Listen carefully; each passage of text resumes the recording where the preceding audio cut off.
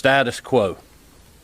The birthplace of Dr. Martin Luther King Jr., this is a city where his legacy looms, urging us all to seek justice, love mercy, and treat others fairly with kindness and respect. And what started as a peaceful protest Friday ended in violence and destruction. A powerful moment was ultimately corrupted by some with a different agenda. And from the start, we have worked with Atlanta Mayor Keisha Lance Bottoms' office and local law enforcement to provide assistance and support. At their request, I have deployed the Georgia National Guard and hundreds of law enforcement officials to key locations across the city. And over the past several days, we have provided reinforcements to Atlanta, as well as communities across Georgia to enhance public safety and preserve peace. I cannot tell you how proud I am of the men and women who, at a moment's notice, were on the ground working to protect not only people, but property. And let me be clear, I am outraged that Georgians are now in harm's way because some are using this moment to riot, to loot, and to compromise the safety of our citizenry. I will tell you that violence and destruction is unacceptable. We will continue to do our part in conjunction with local leaders to plan, mobilize, and respond appropriately to threats that undermine our safety. We will do whatever is necessary to keep the peace. That being said, I still have hope that we can emerge from this stronger than ever before and more united than ever before. I truly believe that our best and brightest days are before us, and they are still to come. This is a moment to unite Georgians and find solutions to the problems that we face. We have overcome incredible challenges in this city and in this state together. I know that most are trying to protest in a productive way without compromising the safety of others. One story we were actually made aware of that happened yesterday. There was a group of peaceful protesters moving down Auburn Avenue as we neared the curfew. GPS troopers were on hand because that section of the street is close to the interstate. The troopers reported to the leader of that group to remind his fellow protesters of the curfew and asked them to leave once they got back to their cars after a successful, peaceful day. And that is exactly what they did. These are the kind of folks who are having their voices heard and inspiring real change. Them doing things the right way, but also speaking out against the injustice that we have witnessed. In regards to our law enforcement and state personnel, I want to thank all of the men and women who are working night and day with very little rest here in the State Operations Center and those that are out in the field of battle. I have never been more proud in my life, other than maybe when my children were born. We can't thank you enough for the service and sacrifice that you are giving to our state and our local as we speak. I also want to thank all of the local leaders, the members of the Georgia National Guard, our community leaders, and citizens who have helped us prepare for nonviolent protest and mobilize the right resources on the ground. Over the past few days, your partnership has been truly invaluable. On Thursday in Brunswick, as you know, Gregory and Travis McMichael will appear for preliminary hearings following their arrest for the death of Ahmaud Arbery. We will have a strong state law enforcement presence in the region to support the local government, including the Georgia State Patrol, the Department of Natural Resources officers, Georgia Guard troops, GEMA officials, and other related state agencies. And we will take the appropriate actions to hold bad actors accountable if they try to infiltrate what has been very peaceful gatherings in that community for well over a month now. And let me be clear once again, we will not tolerate disruptive or dangerous behavior, including criminal conduct. And we will put the safety of our citizens first. In a few moments, I'm going to ask Dr. Toomey to come up and address the expected impact of the protest over the weekend on our COVID-19 numbers, based on her expertise in public health and as an epidemiologist. We've obviously been monitoring the impact and are concerned about it. I want to let everyone know that we encourage all law enforcement, along with those that are participating in the demonstrations, to get tested immediately. Dr. Toomey is working closely with Dr. Paxson at the Fulton County Board of Health to establish pop-up testing sites next week.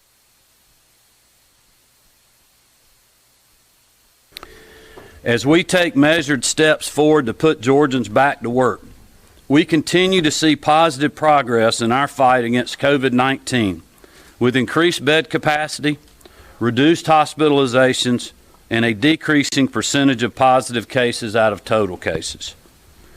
As we continue to be grateful for our partnerships with local hospitals who are on the front lines battling this virus and supporting their efforts, we are supporting their efforts. To date, we have distributed more than 18,440 vials of remdesivir, and we're receiving another 4,520 vials today. Hospitals continue to report initial positive results from this treatment, and we remain hopeful that more treatments like it are on the way. And while encouraging, we'll continue to monitor the key metrics. And as usual, we will continue to use data, science, and the advice of Dr. Toomey and her team to chart the path forward. Over the past 3 months, Dr. Toomey and her team and the district health director staff at the local departments of health have worked tirelessly to respond to COVID-19. They have established 150 testing sites, conducted more than 151,000 tests, and continue to be an integral part of our response to this crisis. And their hard work certainly continues. One thing that I did want to make you aware of is that you may see a temporary decline in the number of tests administered due to the National Guard's role in assisting local law enforcement with the recent protest activities. These men and women in uniform will return to fulfill their original mission when the streets are safe. Today, several new improvements were made at on the DPH COVID-19 Daily Status Report page. As I've said numerous times, citizens and members of the press need accessible, timely, and accurate data. These changes will make the DPH webpage more user-friendly while providing a comprehensive picture of where we are in our fight against COVID-19. The webpage will now update once daily at 3 p.m.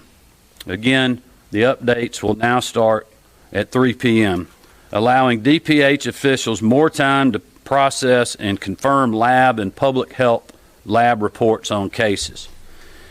DPH has reordered some key metrics to make the data more easily digestible, and the website now provides a breakdown of testing based on molecular and serological tests, along with the percent positive for each type of test. As well, the demographic charts have been redesigned to clearly present the data in a more user-friendly manner.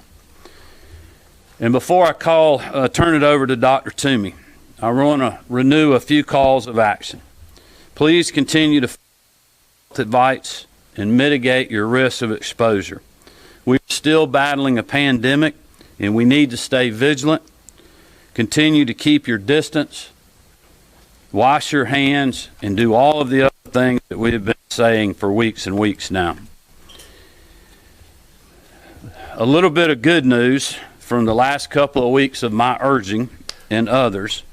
We are starting to see more patients return for regular screenings, but we're also seeing an increase in more serious diagnoses because people have delayed their medical intervention.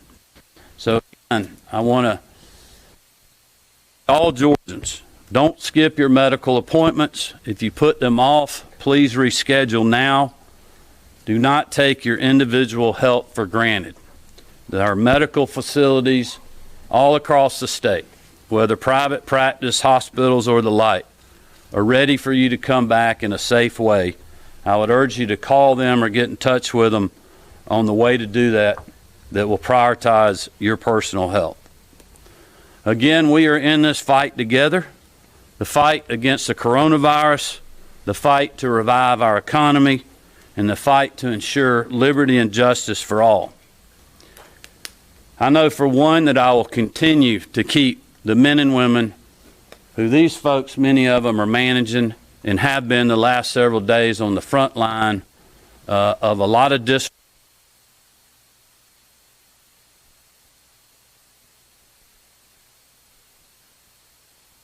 I want to thank them, and I want to thank all of those that are under their leadership, that are out there now, that are at home resting and will be back later tonight, who will be here tomorrow and the next day and the next day, until we can get back to a normal place in this state, in this country, of not having to defend our streets, our citizens, and our storefronts from unruly people. These are resilient people. I've been in here every night with them, long into the morning. If those people that are unruly out there think that we will lay down and we will quit, you are in the wrong state. So thank you. You will continue to be in my prayers. And I will continue to pray for peace and justice and a better and brighter tomorrow. And with that, I'll turn it over to Dr. Toomey. Thank you very much, and thank you everyone here in the room and behind me for the work that you're doing to keep all of Georgia safe. I've been asked many times today and over the last several days about what could this impact be of demonstrations and mass gatherings on a pandemic. And I think this situation is no different than any other situation we have talked about. When you have this many people gathered together in close proximity, you run the risk of viral transmission. I think you add to that the fact that individuals have come from out of state where they may be have even higher rates of infection and may be bringing it into our state and transmitting it as well. And so I think that we need to be very vigilant. We are proactively doing our analysis of our hotspots, because the situation is here not only in Atlanta, but all the other locations where there have been peaceful protests, but also disruptions. Need to follow that and monitor that.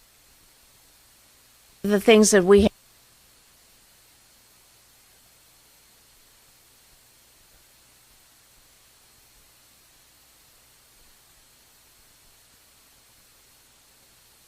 testing for the demonstrators, and we do that willingly and gladly, and we'll set up one or more test sites as necessary to ensure that they are protected and identify any cases early. We are also proactively reached out to Mayor Keisha Lance Bottom's office, and with her approvals, we are moving forward with setting up testing for her first responders, both Atlanta Police and Fire, and others who may have been potentially exposed. And we hope to do that as early as next week in conjunction with the mayor's office.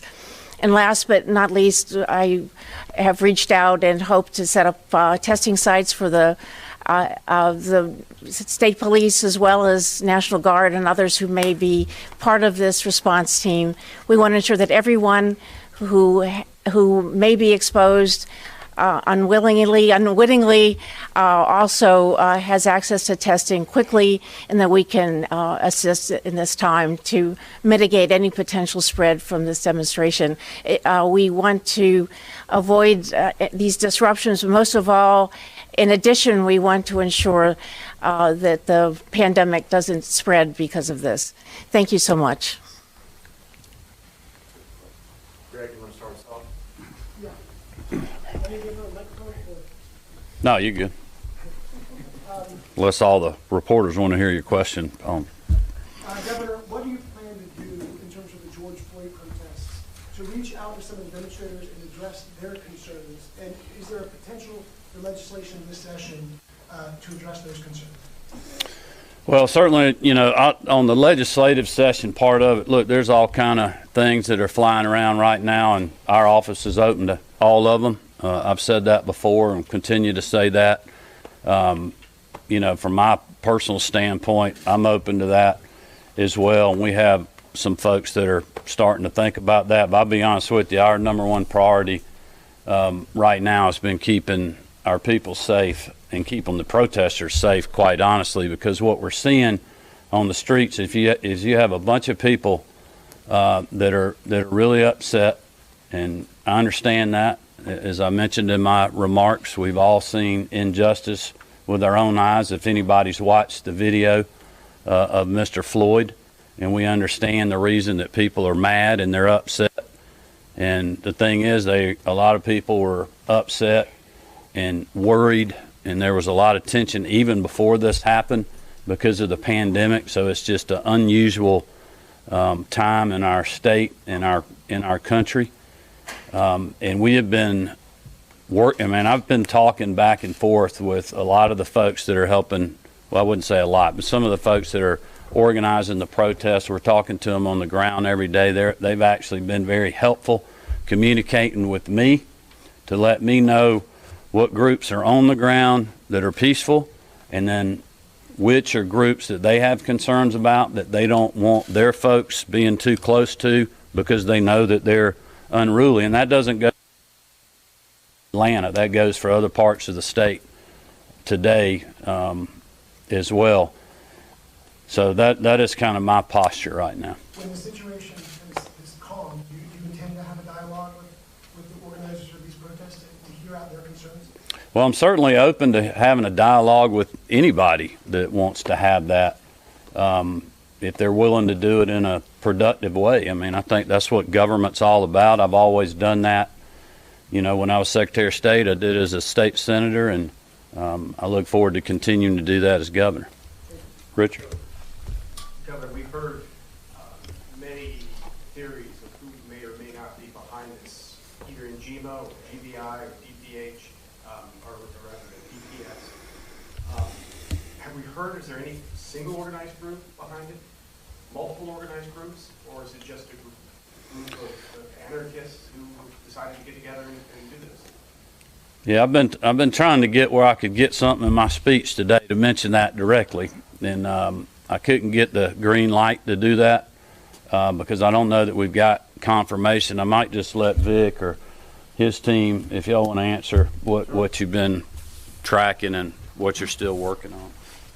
Yeah, good afternoon. I'm Vic Reynolds, the GBI director. We certainly have some intelligence indicating various groups that are here, both through social media that our intelligence unit reviews on an hourly basis since this situation started, and also regarding information about people who are here on the ground that we know belong to certain organizations. I don't want to misspeak or speak on something we're not categorically sure of now, but I will tell you that we are convinced that based on the information intelligence we have, there are individuals here from various groups around the country, a lot of which are bent primarily on destruction and violence. And so we're seeing that both in our intelligence gathering, our social media posts that we review daily, and what our agents and various officers have seen actually boots on the ground.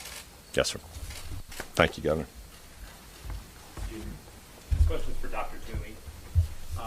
On the newly updated website, it says there are 48,207 confirmed cases, but then right below it with the different types of testing, those two numbers don't add up. to 40, the number that's on the top, so I was hoping you could explain where those numbers come from before other people start asking. All right, the website went up at 3. I haven't seen it yet, but the tests are broken up into the serologic tests are in one category, the PCR or the COVID genetic test is in another category, and total tests are all those two tests together. Positives are only the PCR tests. We don't count the serology tests in any positives, but the total tests would include everything, but you broken out into the serologic tests and the PCR tests, which are the tests for infection now versus tests for past infection. Well, if that's true, those numbers still don't add up to be the same. I'll have to look because you beat me to the website. I was preparing for the press conference, and it I think went live just an hour ago or less. And then, Governor Kemp, 2 quick questions if I might. President Trump last night called for more law enforcement presence across the country. Do you see any need for more law enforcement, either police, National Guard, or federal military assistance from what has already been called up? Here in Georgia? Here in Georgia. No, I do not. If General Cardin tells me we need something, I'll start worrying about it. But I don't think he's even close to telling me that we need anything, do you, General? No, sir. Okay. Sorry, follow-up question. Has Georgia been asked to send National Guard troops to Washington, D.C.? If so, are we doing that? How many? I don't know if we've gotten a formal request. I can let General Cardin mention or speak more to that. I mean, we certainly stand willing to work with the president. They have certainly been very gracious in what they have allowed us to do with the Guard during the COVID-19 response. I believe the Georgia National Guard's done as much as any guard across the country in response to COVID-19, and the administration's support has been a big part of that from a financial standpoint, but just also just having the ability to do that. And Georgia has a long track record of supporting our country with military support from the National Guard, and we'll continue to do so, whether that's building the wall like General John King, our insurance commissioner, was part of his mission, the folks that we've had over in Iraq and Afghanistan that I've sent off and welcomed back to this great state, and we'll continue to do so if there's another mission. But do you have anything else on that, General? Thanks. I'll just echo what the governor said. I mean, there's been some discussion about how many National Guard troops might be needed in the District of Columbia, but there's been no formal request, if you will, for those numbers. But, under the governor's leadership, we stand ready to do whatever we're told to do. I mean, we've been authorized up to 3,000. There are 15,000 men and women in your National Guard, so we've got plenty of capability on the table if it's required. I hope that answers your question.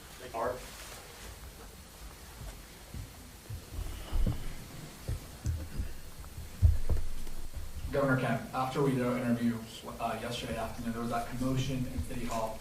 We walked through the protest. It started peaceful, and certainly not all the cops. There are a lot of cops that are passionate. We got stuck in that commotion for an hour, and a lot of the protesters were simply saying, why are we being arrested? And what do you want to tell some of those cops who are arresting journalists and citizens for just peacefully protesting? Well, first of all, Arch, I don't believe we arrested a journalist. An AJC reporter was held, and we had 11 Well, being held is a lot different than being arrested. I've asked Commissioner Williams to look into that. But what specifically, I need to know more specifics about what you're talking about at City Hall as to why people were being arrested. And who was block, and they couldn't get out. So basically these people were saying they were protesters. We were stuck in there for an hour, and they didn't know why. So I think you tweeted there were 55 arrests. Do you know why they were arrested? This is the same group that went on the interstate? We're not on the interstate by then. What time was this now? This was shortly after our interview with you and Dr. Toomey, about 4 o'clock. And where were you again? It was people just could not get out. Were they Atlanta Police Department? Atlanta Police, the National Guard. Yeah, those are. Okay, who in the arrest? Atlanta Police. Okay, have you asked the mayor that, We've asked the or mayor the that. chief, and what did they tell you? Because I'm not in We've charge. not already responded. Well, We're just asking- I'm not in charge of the Atlanta Police Department. We're serving in a backup role. I don't believe there's any state in the country that's done as much as we have to support a major city like Atlanta. Quite honestly, sometimes at the detriment of other parts of our state. You know, we could have our troopers right now on our highways. But if there's a specific reason that the Atlanta Police Department were arresting people, I know for a fact I saw people laying down in the middle of the street in front of City Hall. And I would hope that you would agree with me that that's not a good thing for people to do. It's against the law, I would think, in the city. I know it going on the interstate is against state law. It's dangerous for the people that are doing that, and it ties up a lot of police resources to have to deal with situations like that, not to mention our friends that have been working and may have been trying to get home at that hour, who are very upset, and they get frustrated, which causes the potential protesters harm for laying in the road. And this is the point of what is so difficult about this mission that I quite honestly think citizens need to understand. We have no problem. We have supported for weeks in this state peaceful protest. You haven't heard about any of these problems in Brunswick, Georgia, where Captain King of the Georgia State Patrol and Neil Jump, the sheriff down there, have been working with the local community, the organizers, to have peaceful protests, to protect them with a heavy law enforcement presence that nobody could see. So nobody felt threatened, so we could support their activities to gather and call for justice, as they should. And that is exactly what I told Vic Reynolds to do, and is exactly what I believe Joy at Homes will do. But we have to have people follow the law.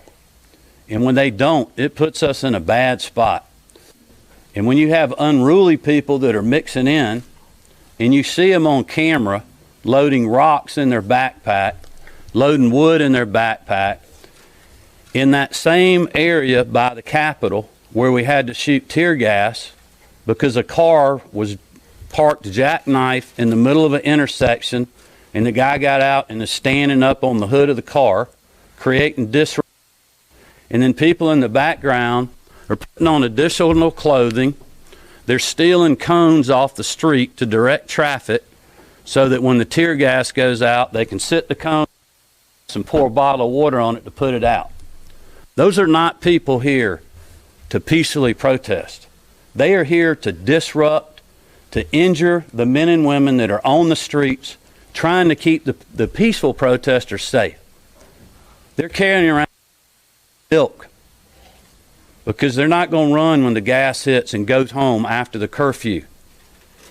They're going to go pick the gas up and throw it back at the law enforcement officials that simply would be doing nothing if they had abided by the curfew. That is what we're asking people to do. We are in a very precarious point right now because you have one or two people that are going to cause an instance like we've seen in other states where somebody gets shot. We had a perfectly innocent Atlanta police officer get hit on a four-wheeler. You should watch the video on Facebook. It is a miracle he is alive. And he's alive because we had the National Guard there. And their medic team got there probably in less than a minute or two, tourniqueted him, and the Atlanta police blocked every intersection to get him to Grady. And we continue to pray for him. But that is why we need people to work with us on organized, peaceful protest. And don't lie down in the street. Nobody had any issues moving around yesterday until they started lying down or getting on the interstate. I mean, that is not a safe environment. It's not safe. It's not fair to our other citizens who are trying to get home or trying to get their kids out of harm's way. This is a question for Colonel Bauer, General Carter.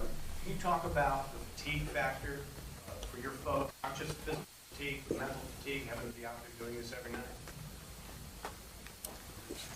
Thank you. We're giving them rest as often as we can, providing them meals, hydration. They're holding up good. This is what we train to do. And we keep that in mind, their health in mind.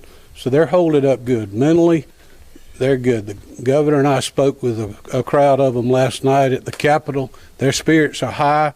They're here because we asked them to, but in mind and spirit, they're here also. With respect to the National Guard soldiers, I'm glad you asked that question. I had that conversation with our leaders today. Fatigue sometimes impairs judgment, and it's a concern for me. And so our leaders are working every day to manage the workflow, how long people are out there, what we provide to them with respect to meals and appropriate hydration, because the last thing we want is for somebody to be frustrated and fatigued and make a bad decision. Another point that we emphasize every day is the emotional stress. There are a number, quite a large percentage of your National Guard that don't look like me. And so this is hurtful to them to be doing this mission. The personnel, the equipment, and the training that the United States invests in its National Guard is primarily designed to protect us from a foreign adversary. And today, we're asking those same men and women to go protect one American from another. So that's a tough mission for them. I think they're doing very well with respect to how they're holding up right now. But thanks for that question. This is a two-part question. Governor, this may be for you or Vic Reynolds. Do we have any numbers about how many people from out of state are coming in? Any idea of roughly about numbers?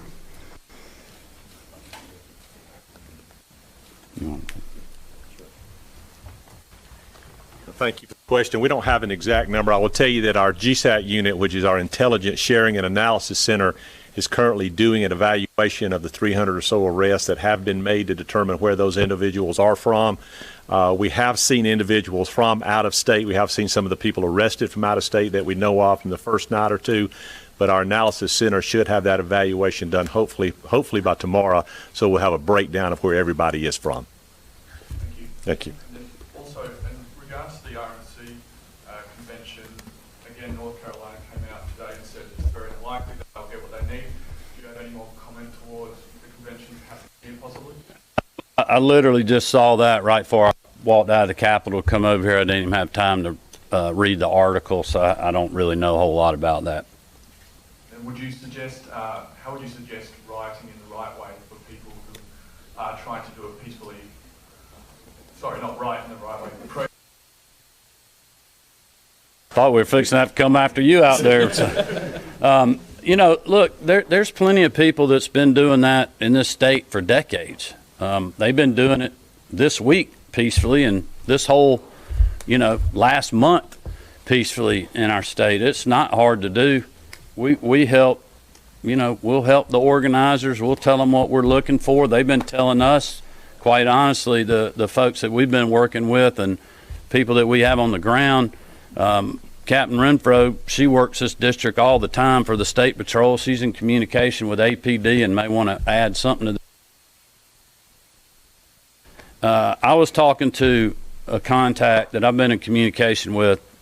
I can't remember if it's since Thursday or Friday, but it was definitely last week with the NAACP, and they have been letting me know, what protests are going on that they're supporting that are peaceful and the right kind of actors that want justice and are doing this for the right reasons. And they're also telling me about the folks in the protests that they're concerned about. I called them today about one that we weren't real sure about and got some feedback on that. So it is not hard for us to work together. And I think you've seen that on the ground. I mean, we're not out we don't want to arrest anybody. I can assure you when the State Patrol has to make an arrest, we got to fill out a report. It takes a person off of the line.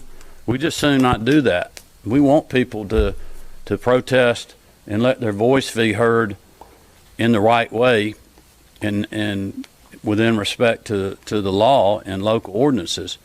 So I would just encourage them to reach out to us in the city of Atlanta on what it is they want to do, when they want to do it. I know we have protests at the Capitol all the time, And we're glad to work with those folks. But I would also urge them, as they have been doing, many of them, and I'm thankful, I said that in remarks, I'm thankful for those individuals to continue to give us your feedback on who you're worried about.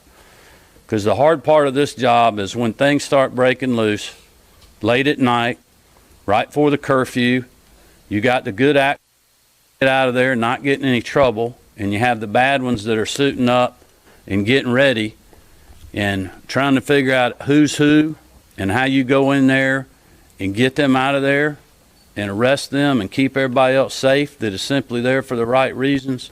I mean, that is what is tough about this job. I've been in here watching it every night, and I've seen it.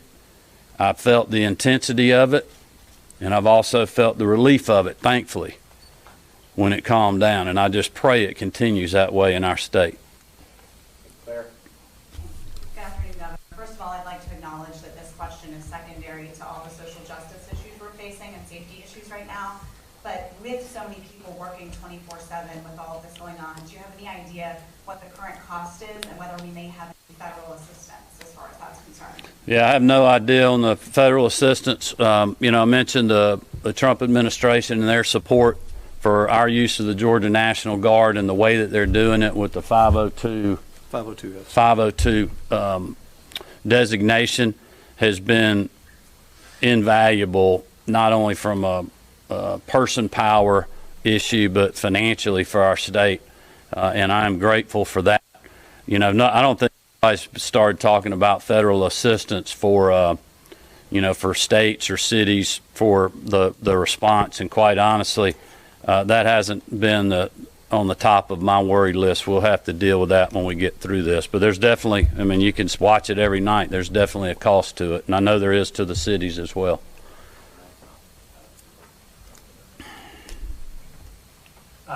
Governor, before the pandemic, when we would have protests, years ago of large size, you couldn't be wearing a mask for any kind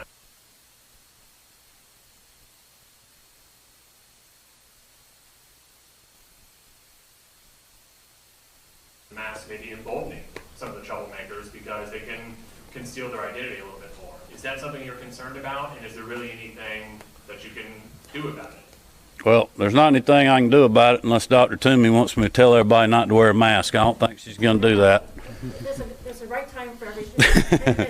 That's not it. But I haven't. Until, our law enforcement folks here in the room or others start telling me that's an issue, I haven't been worried about that. All right. Well, thanks, folks. Thank you, everybody. Thank you all.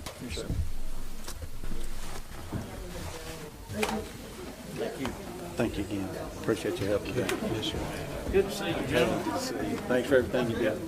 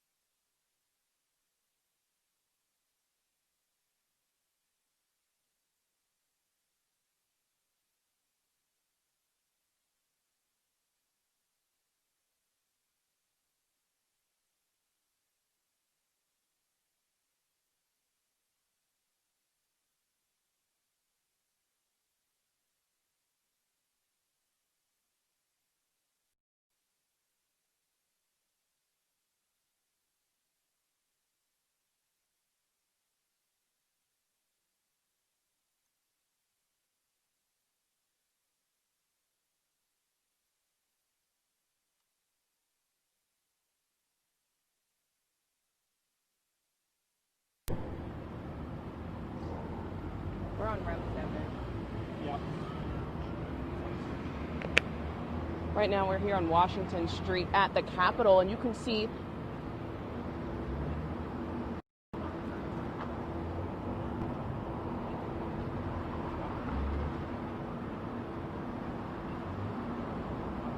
would we call this Mitchell or Capitol Square?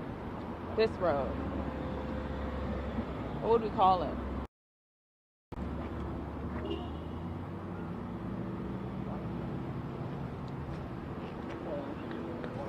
We're here on Washington Street, right at the Capitol. You can see a heavy police presence, Georgia State Patrol, as well as the Georgia Capitol Police. Now, they are having a press conference here with Governor Kemp, just addressing the recent protest.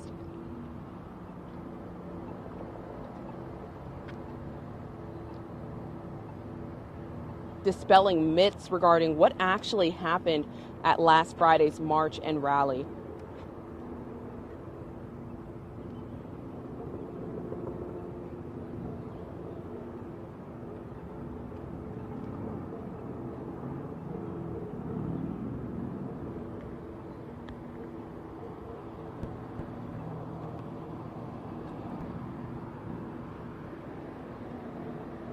Rim 7.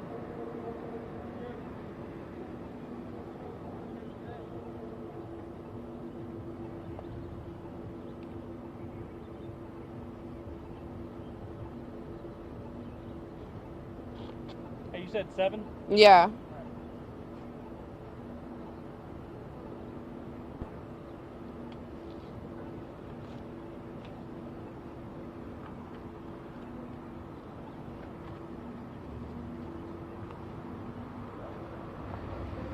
Or you want me to stand?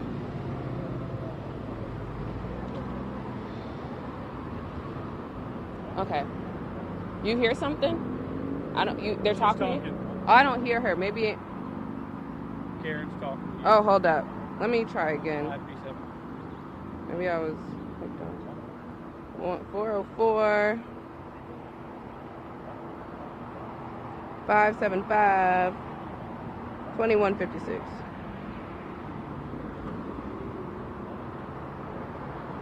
All right, talk again for me, Karen.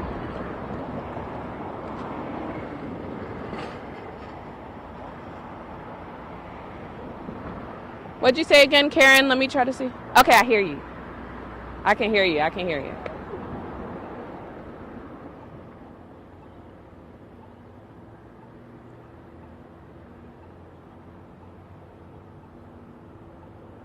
No, I see protesters who drove by and walked by. They all say they're going to Centennial, but no, like, things popping off or anything.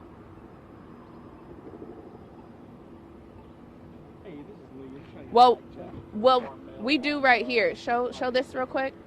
Right over there, you can see that there's a Georgia Capitol Police, some Georgia State Patrol here for the presser for Governor Kemp. You want me to come down? All right, cool. All right. Sorry, I'm having a call. Okay. Cool. All right, bye.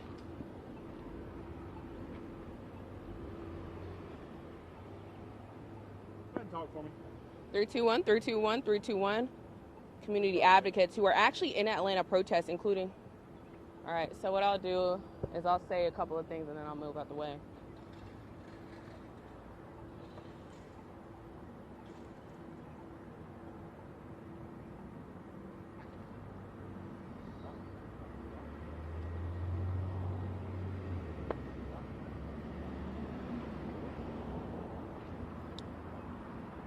Yeah, I'm here at the Capitol, right here on Washington Street.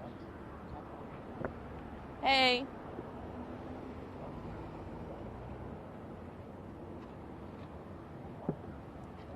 Sounds good.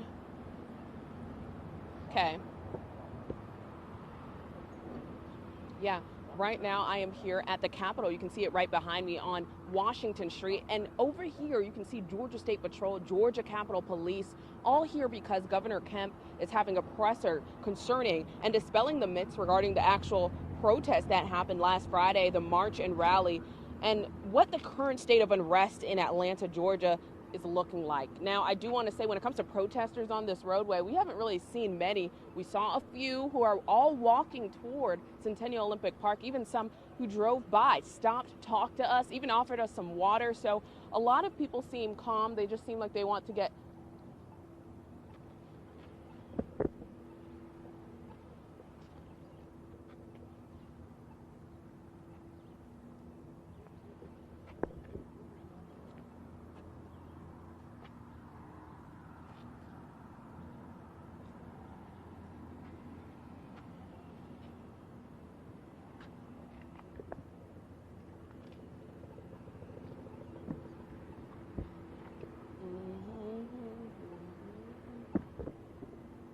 Wait, so why are they walking that way if they're going to Centennial? Centennial's that way. Yeah.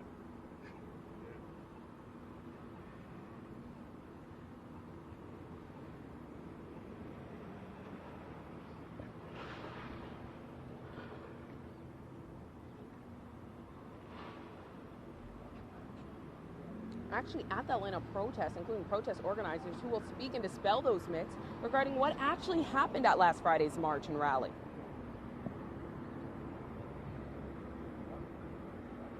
So I'm just going to say a slew of basically when you go over here, focus in over there, and I'm going to talk about what he's talking about in the actual presser. And then when I say, and actually on these roadways, we saw a few protesters, and that's when you bring it back to me. Hello.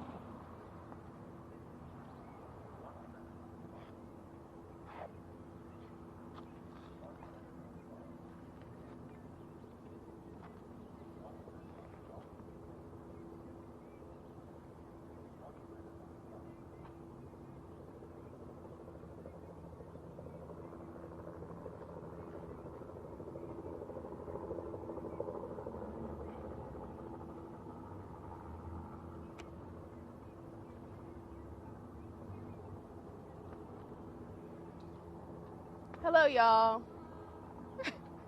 I like how you turned around. You're like, who is she waving at? Are y'all going to Centennial too?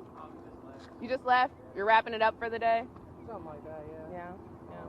A lot of people who passed said they were going to Centennial, so we were just asking. Yeah. What's going on here? Why is it all like... Governor Kemp is here. They're having a discussion about basically what has been happening for the last few days, talking to advocates, saying what really happened at the March rally, how they're going to proceed because of the curfew. Are you guys going home because of the curfew? No. Just, I mean, the sun has been hitting. Okay. Yeah. But that's what's happening.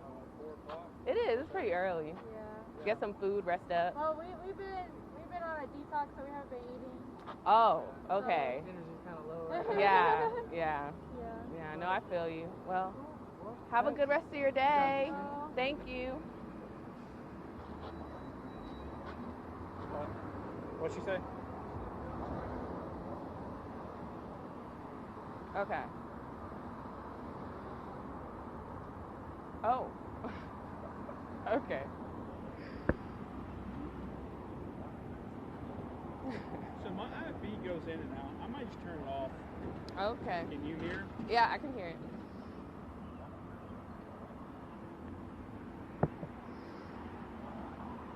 Actually, no, because... So what'd you just say?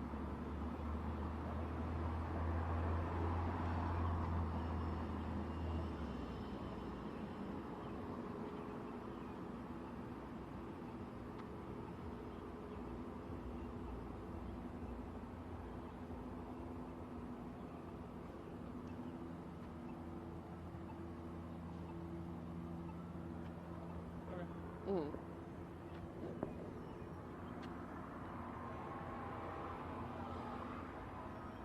I don't know why they do that. They should kill audio. I hate that. I hate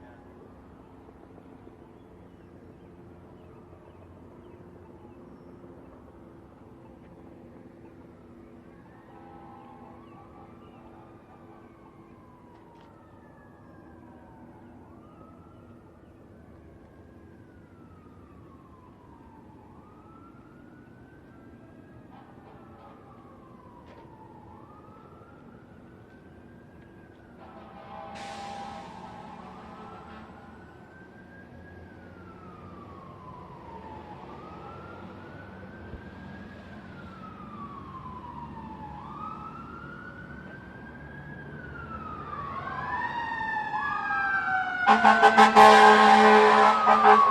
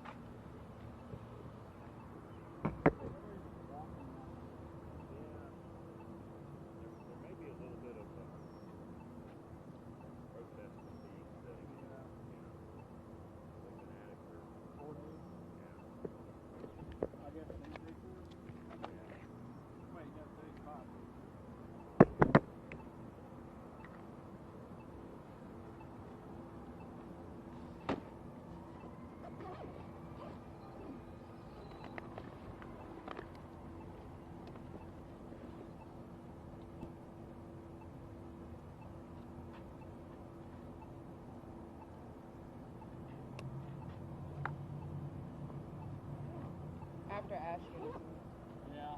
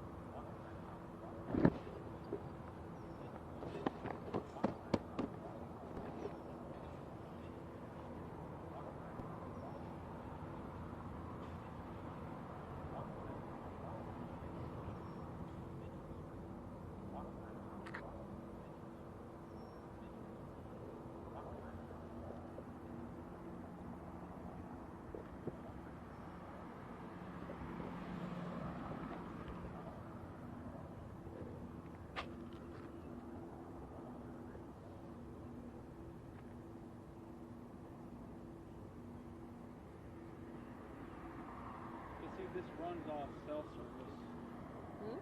This app for our, it runs off cell service, and so, or for IP, and so it goes in and out. It's not as dependable as a phone line, but I can't use the phone line if you have it. So. Oh, I can call you in it. What's up? I can call you in. Oh shit, let's do that. Alright, let me hang this up. Why do I forget about that?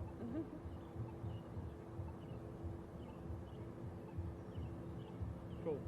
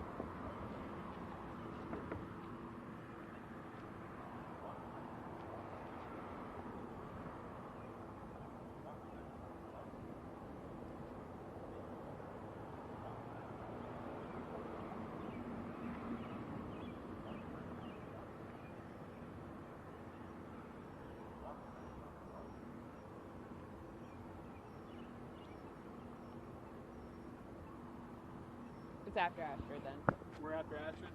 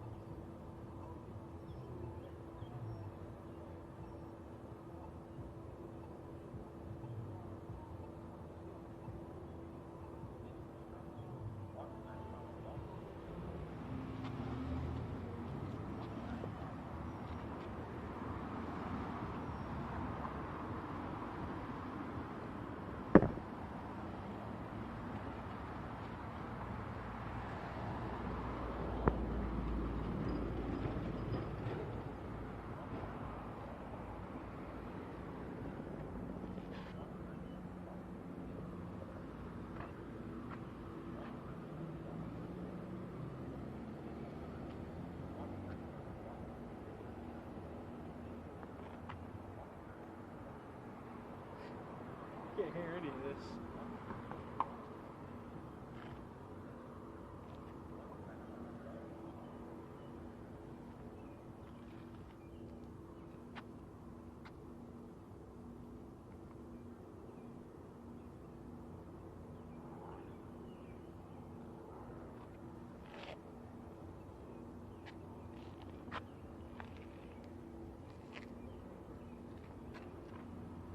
Stand by.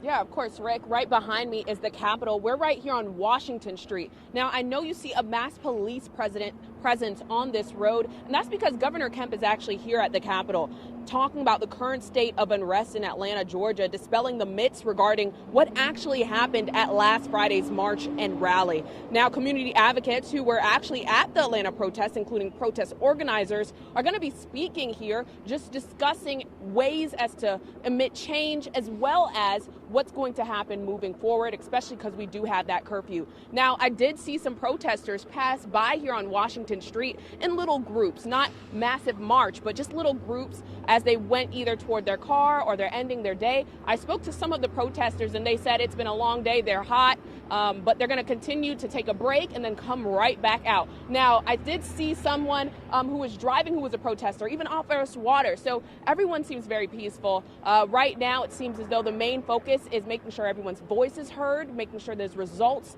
that are coming out of this press conference, but also out of this march. Rick?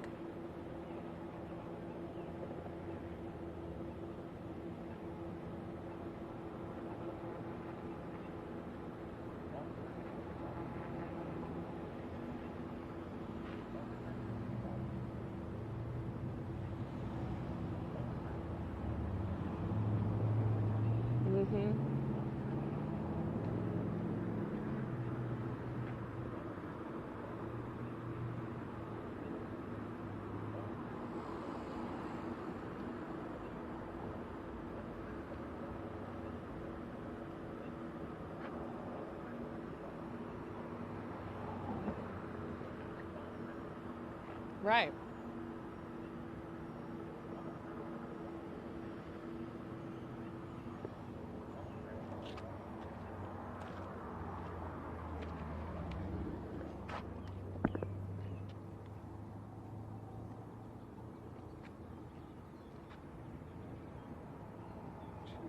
Let me call Karen. Let me send Mike.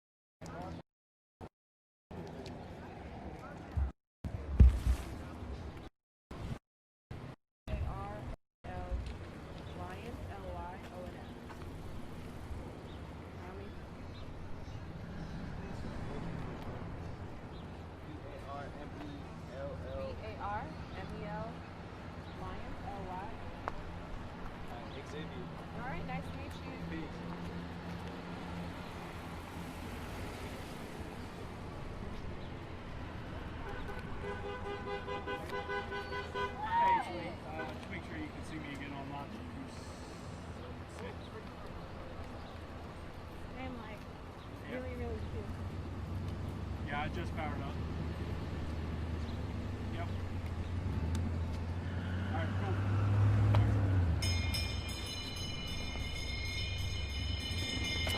Alright, sorry, I keep switching on you.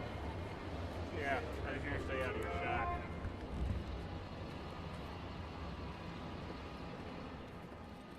Go ahead and turn the mic on. Here's the one little switch. Oh, that's awesome. What's up?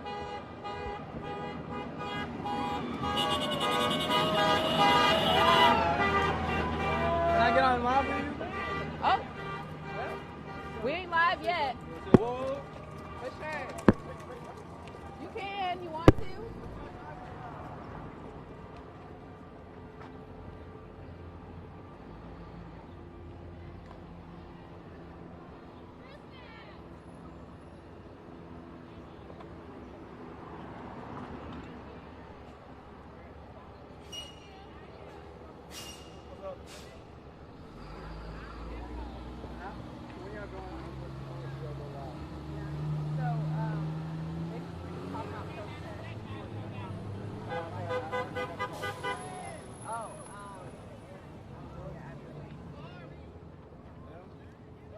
Yeah, we're at Baker. It's a mic. You wanna? So like we're. But y'all can wait. How you doing? Good? Good, congratulations. Oh, thank you. Thank you. Where are they going? They going down north side? Let me ask. Hold up. 1 second, okay? Cam, I'm from there. With it. So proud. So proud. The camera on you, right? Hey, producer. Producer.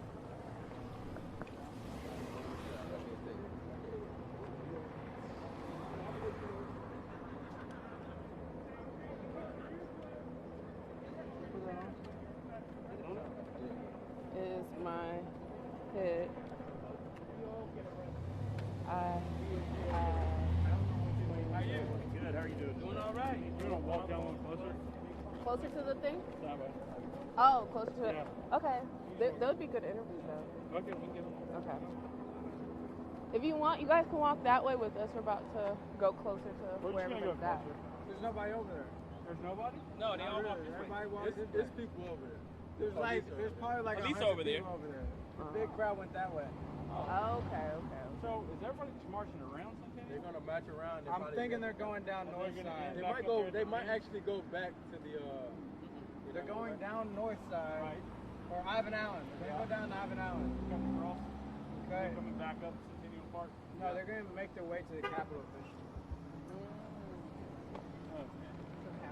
Well, where we were just at. But that's not till like 8 o'clock. Oh. So they're probably gonna try to get on the interstate right there, 75 there. That entrance ramp. Oh, okay. Alright. You're probably gonna walk or stay? I mean, we can walk. But, I mean, we just have to wait for them. Right now, we're on break. I don't know when my next hit. Let me call Karen. Right. Just go and see, because they might want to hit here and then go.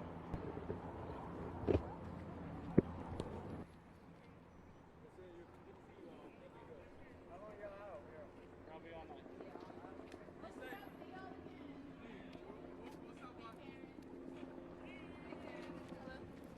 Yeah, we're on Marietta Street. I think it's the crack color. Yeah, I'm waiting on bro to hit me there.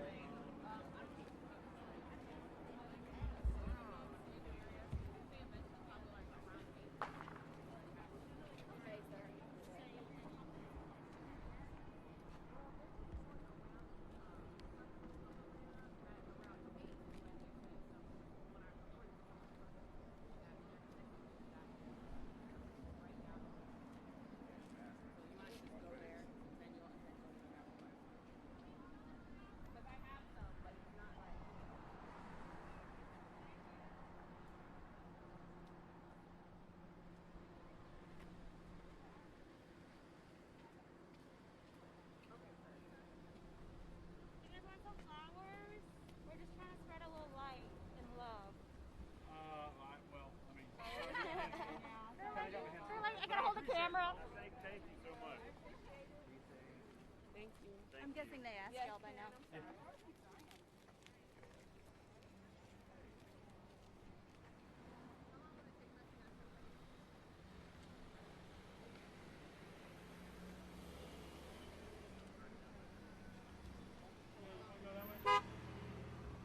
Alright, we're gonna walk. I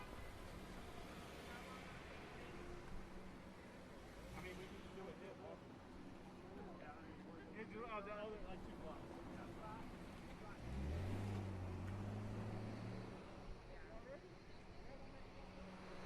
Alright, I will try to get there as soon as possible.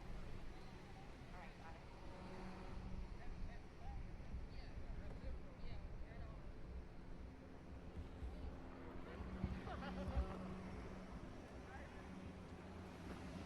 We just have to make sure we're very active.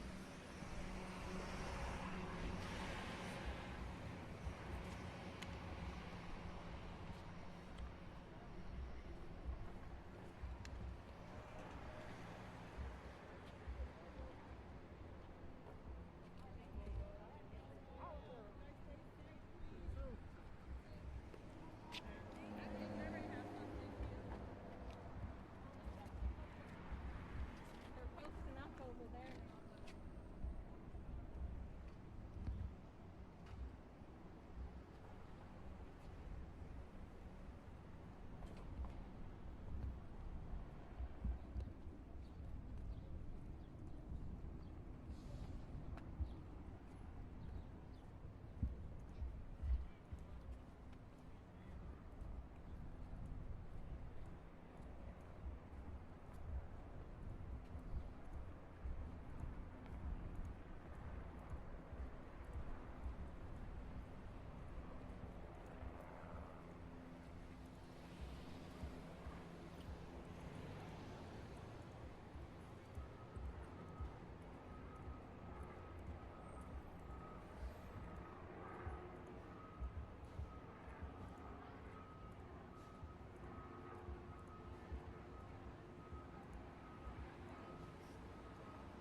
Okay, Corona is still alive.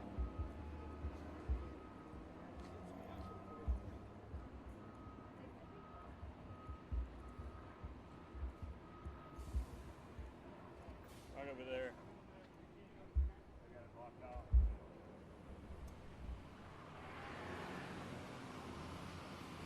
I mean, it looks like they're letting people walk through. I mean, how'd they get down here? I don't know, let's go talk to them.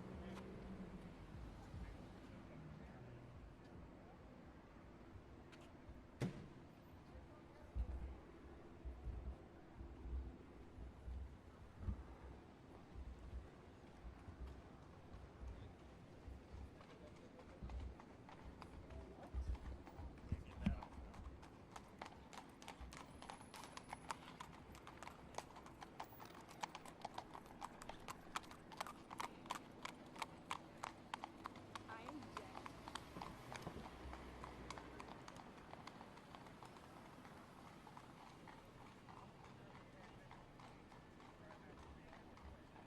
What? I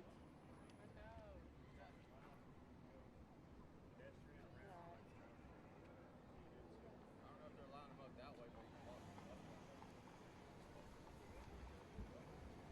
Be safe. Try to. Hello? Oh, I'm sorry. We were trying to, okay. You good? Yeah, I have to be dialing the IP. But that's because we were walking. I didn't know. Might as well just put it in.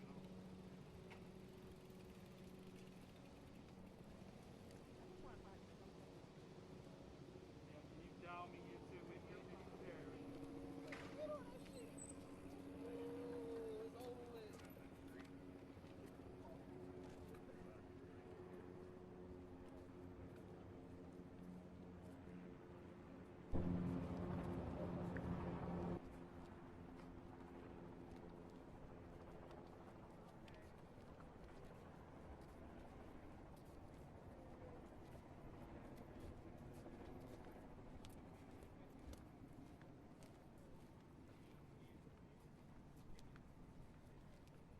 We should have got to interview those people on the horse.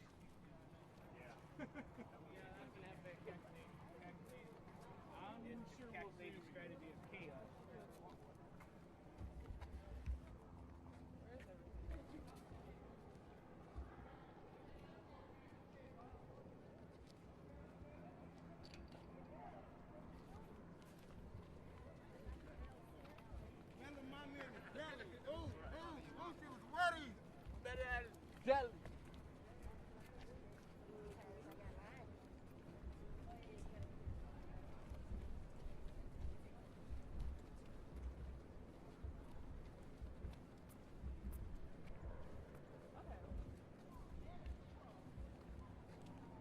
Hey, what's up, man? Building? So at the next intersection, you take a right. That's the front where they get up. I mean, we might need food a little bit, but I think we're okay right now. I mean, we just got over here at the senior center. You hungry, Barmel? What did he get? It's Aeon. Oh, Aeon, yeah. I mean, yeah, if you want to make a run to CNN, we got like 2 or 3 crews over here. Yeah. All right, cool.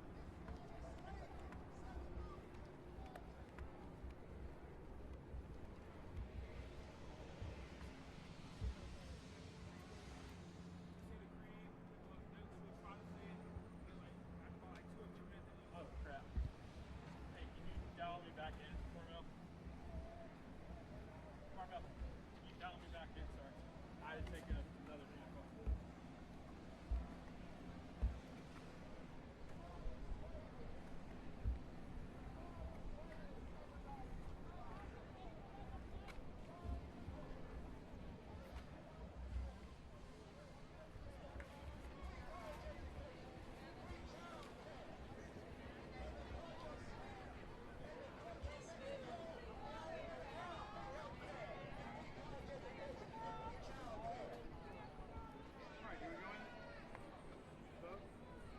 Right in front. Hey, Kelsey. I hear you. I'm on my IMV.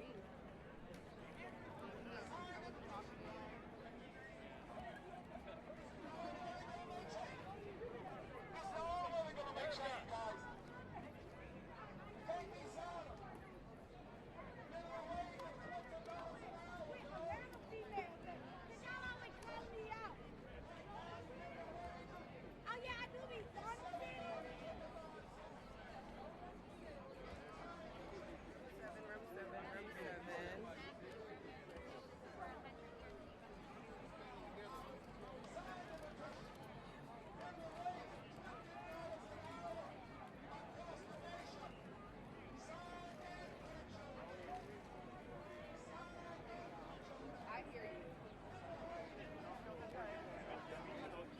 Yeah, hold up, please. I can hear you.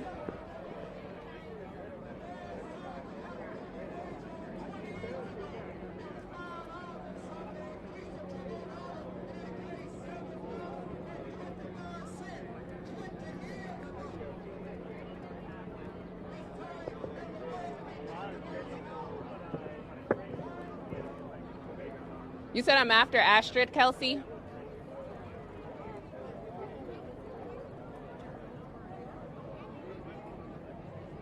Hello, hello. Do you mind if I talk to one of y'all? Yeah? Okay, cool. Awesome. I'm gonna come to you after my...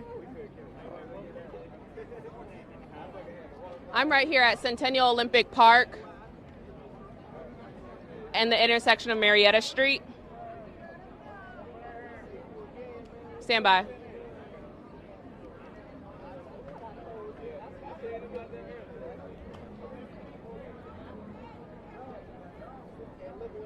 Okay. We're at the CNN Center. Well, yeah.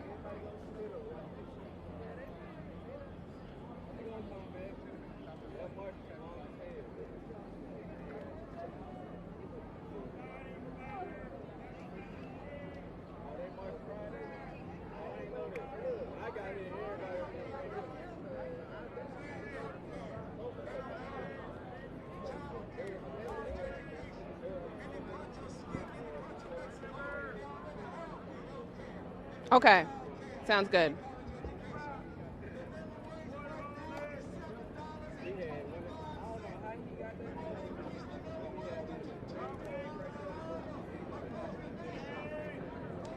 Right now I'm here at Centennial Olympic Park and right at the intersection of Marietta Street, and I really want you guys to take a look at this sign. It says vote. Now, regardless of everything that's happening, the main initiative is to vote, because that's where you can really make change. I want to talk to you right here. Do you mind telling me your name?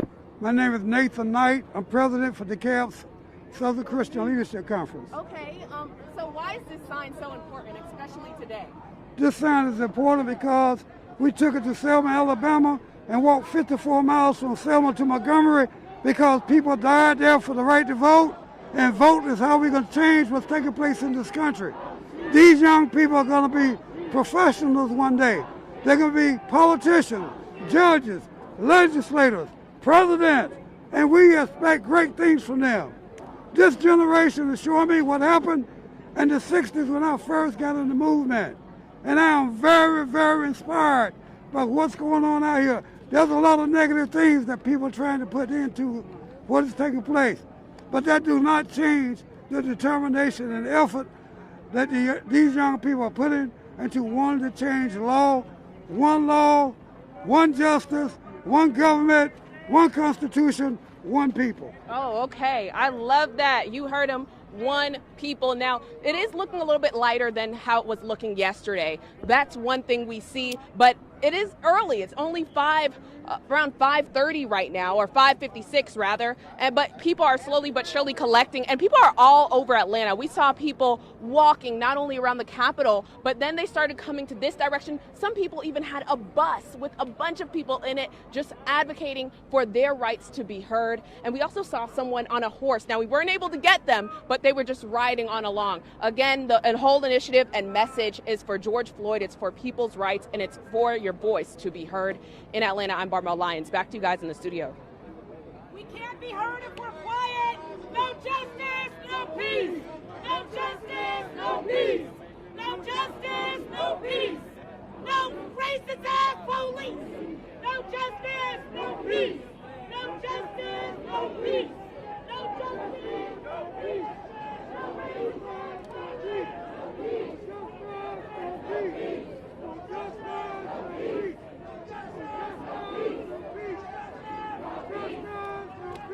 No peace! No peace! No peace! No peace! No peace!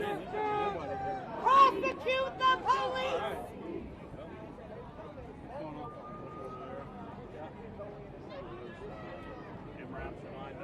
Back down the street over there. There's a building area with 1,000 National Guard.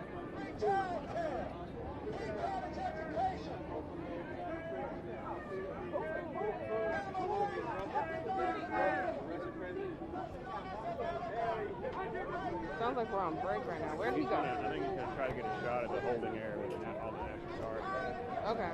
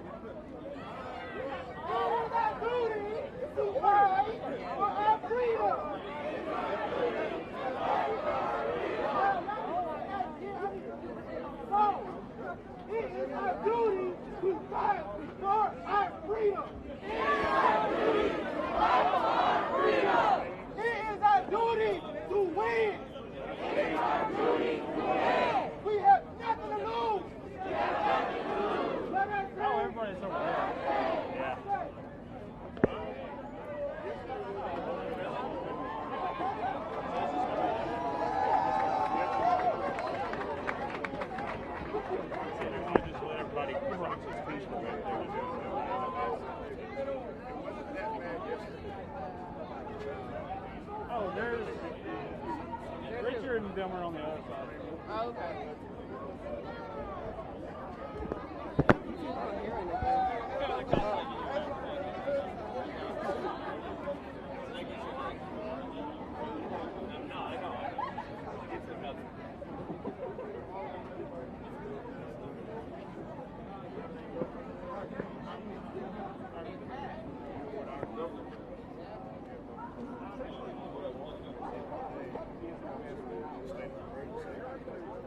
Oh, okay. Talking to Ashford? Yeah. Okay. Are we after Atcher? Huh? Are we going after Atcher, or they just go whenever? I'm not sure. Okay. Hey, Kelsey. Kelsey. I'm trying to find it.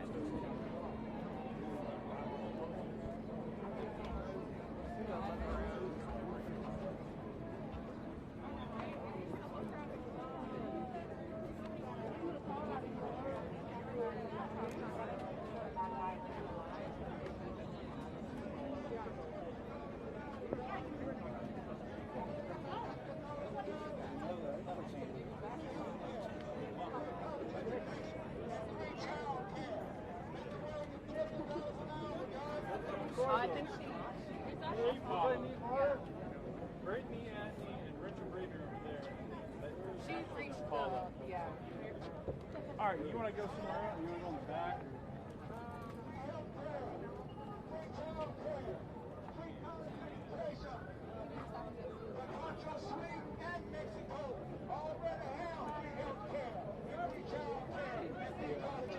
Let's go over there.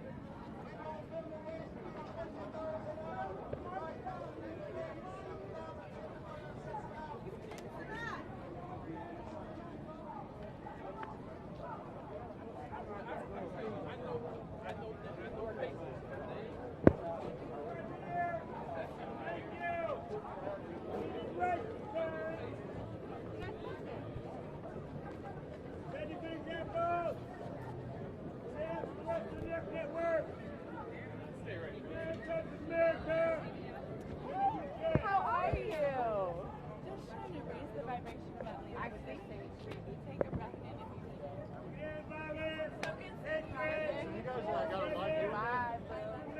if you I gotta tell Taylor. I'm gonna tell Taylor. What's up? Do it like that. Yeah.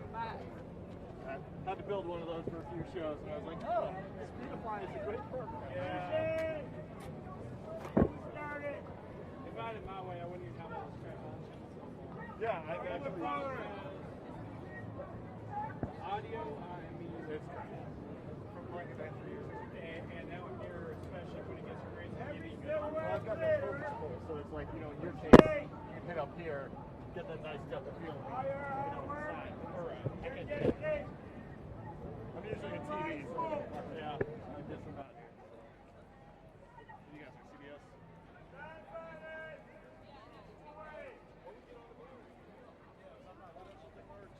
If what? How's the press credential thing works?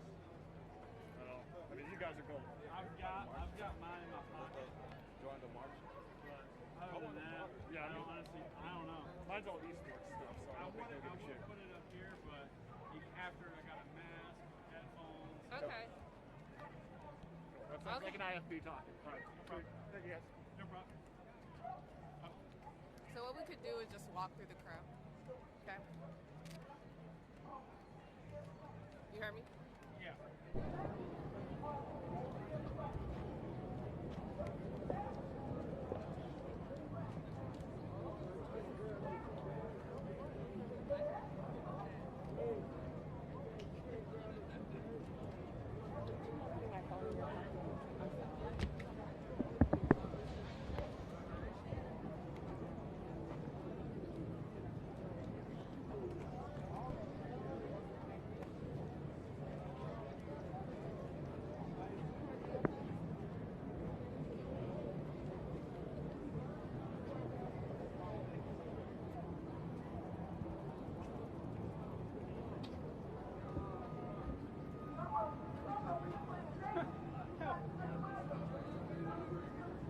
The Hudson Grill's still open. Yeah.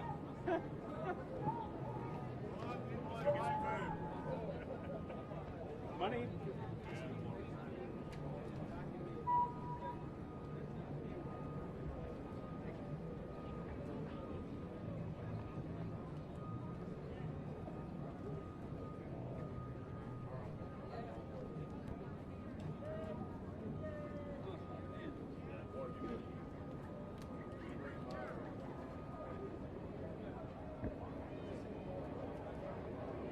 get a decent white balance. What the hell? I'm tired of that stuff. What is that? There's white. The white right there on the towel. Hey, man, apologize. I shouldn't have approached you like that yesterday. You were queen, and I shouldn't have been talking to you. I was waiting to find you, and I was just sick of seeing this out here looking crazy. You know what I mean? I apologize from the bottom of my heart. I should have never been talking to you like that, okay? I apologize. Okay, I appreciate it. I really do. Thank you.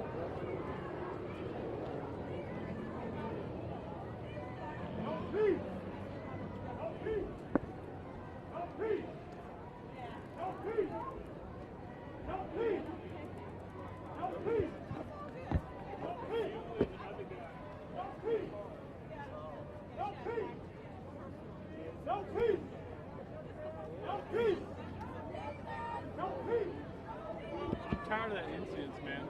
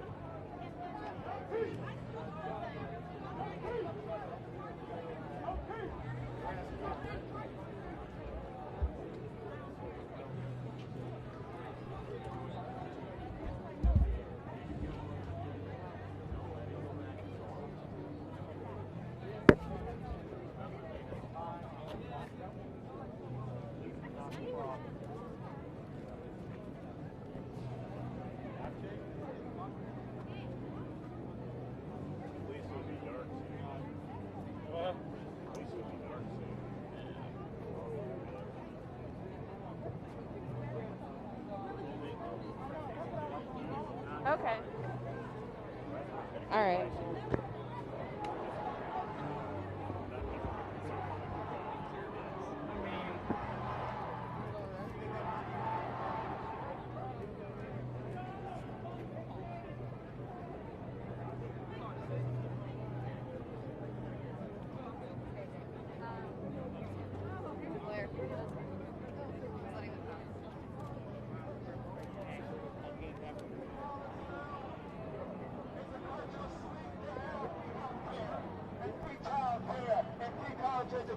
And also the country of Mexico. Guys, sign the petition and print your name. Need your support, guys. It's time for independent president. Independent nation. I mean, they're on the other side. I don't really want to. We could like do here and then I'll walk. Okay. I was just trying to go more towards the politicians.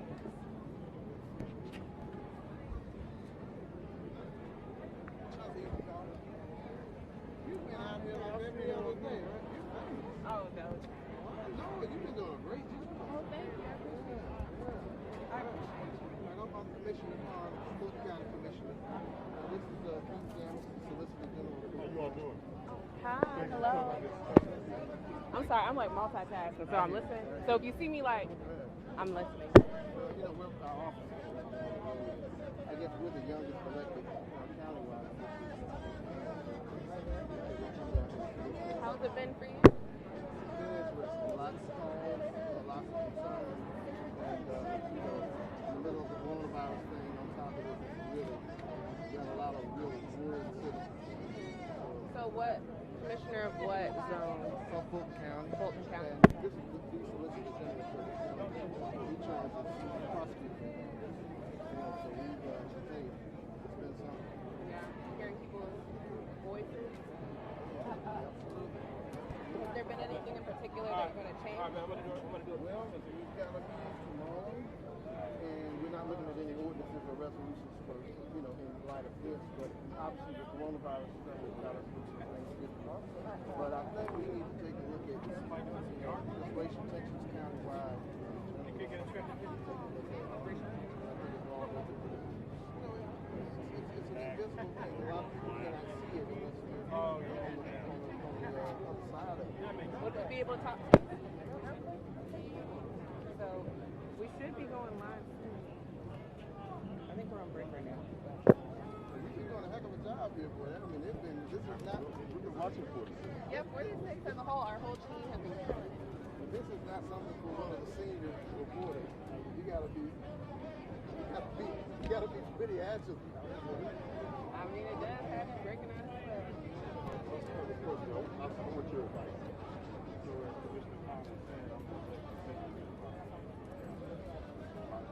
It's gone good.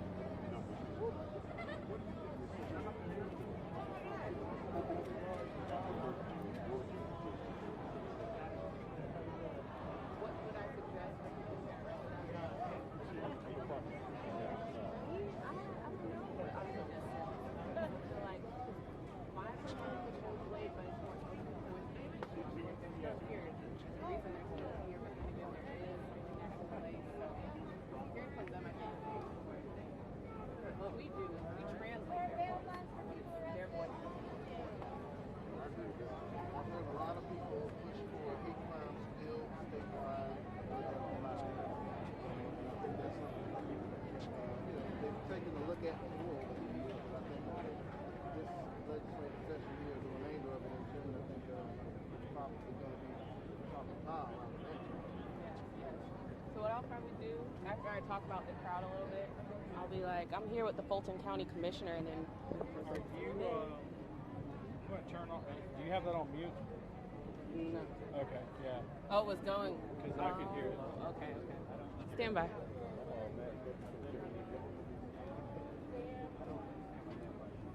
Bail funds?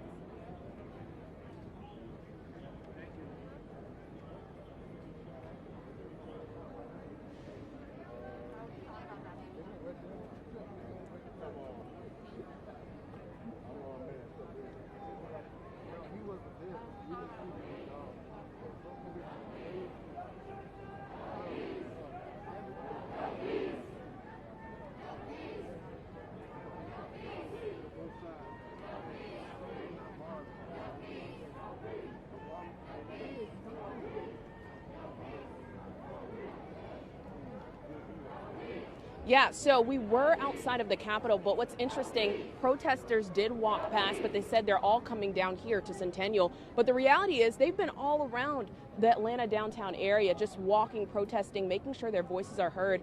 If you can hear in the background, they were saying no justice, no peace. And the main thing I do want to get to is that people from all walks of life are out here, all dominations. They're just trying to make sure that their voice is heard, that they're getting the point across that, you know, George Floyd needs justice. Now, I do want to come over here real quick and show you. I was able to see that the Fulton County Commissioner is out here. He's just, tell me why you're here today in the streets with the people and talking to the community. Well, we represent the people, obviously. I'm Joe Karn. I'm one of the Fulton County Commissioners, and our office is literally about 3 blocks up the road here. Obviously, this is a big concern for all of our residents, and people want to be heard, and we want to listen to our people, no matter where they are, no matter what color they are. You know, justice is justice, and at the end of the day, we want to make sure that that is served. However, you know, you do have to keep law and order, and we want a peaceful protest. But protest and listening to the people is always the first priority, I think, of any government. So let me ask you this. What is one thing or a couple of things that you heard today that really sat with you that you want to inflict change on? Well, I've heard several times the need for a hate crime statute in the state of Georgia. That's been one of the big issues that I think there's a concern for. And obviously, the type of policing that people are looking for in the community. You know, we stress community policing, community-oriented policing, where you definitely lend an ear to the residents and what they're saying. So we want to make sure that their voices are heard while at the same time covering and protecting citizens and their property. Definitely, definitely. And let's just go to you real quick. Let us know who you are and what you represent. Thank you. So I serve as a Fulton County Solicitor General, which means I'm the misdemeanor elected prosecutor. Many of the cases will actually come to the office in which I serve as prosecutor. And I thought it was important, A, to support peaceful, lawful protesters, but also to just get a bird's eye view of what's really going on here in the community. And again, we support peaceful protesters. We don't support violence and looting, and we want to make sure we make a difference between those folks who come through the system. Yes, definitely. Thank you guys so much. Now, again, there are people. Since you're interviewing him, what is it? Are you a prosecutor as well? Yeah. How do you make change? What do you do? It's a great question. Who is running for the county DA right now? I believe it's. I would expect you guys to know this. There are elections. The district attorney is running, I believe, and there's several opponents. But you got to go to the polls. You got to vote. We want to do your encourage you. homework with these candidates, and make sure you go to the polls. You know, you're paying for that vote. So is that the first step to change? Absolutely. It starts there. All right, you guys. I mean, as you can see, they are really getting in here with the people, trying to ask these questions and get these answers for the community, because that's all they want. They want answers. They want change. And right now, it has been so peaceful throughout right here in downtown Atlanta. We're going to continue our coverage on this, so stay tuned. Back to you in the studio. No peace. No peace. Thank you so much. No peace. No peace. No peace. No problem. All right, awesome. Thank you so much, Joe. I appreciate it. No peace. Yeah, he's been awesome. He's been killing it.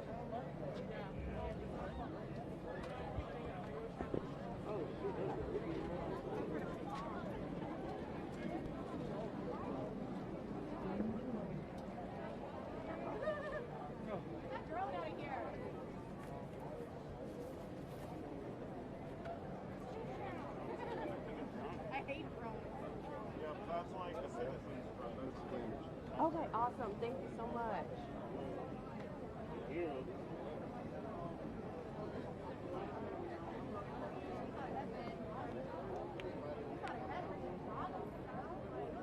All right.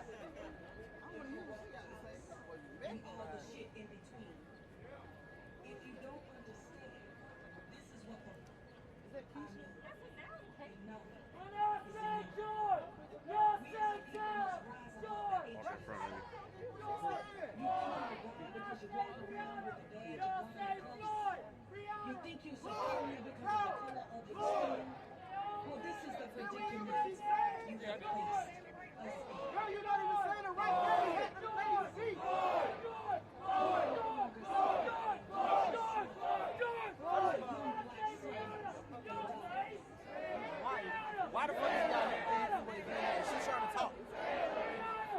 The mayor is trying to fucking talk, and he's talking over her.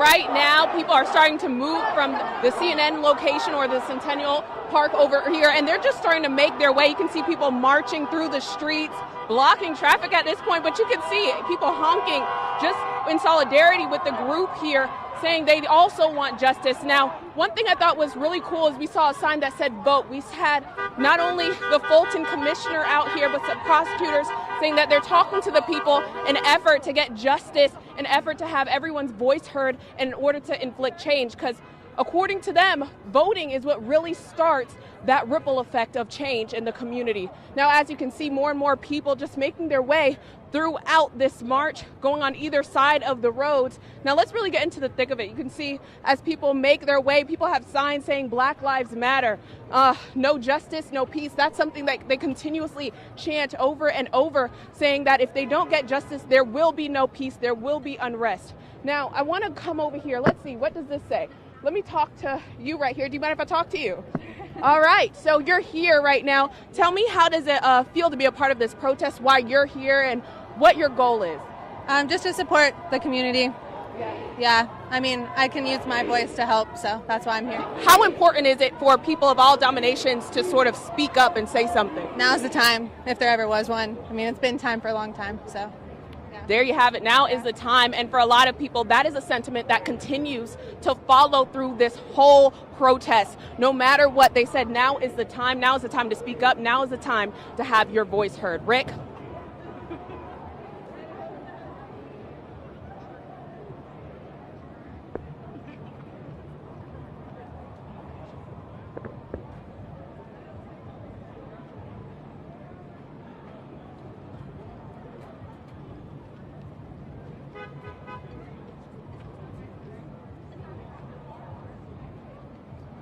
Thank you.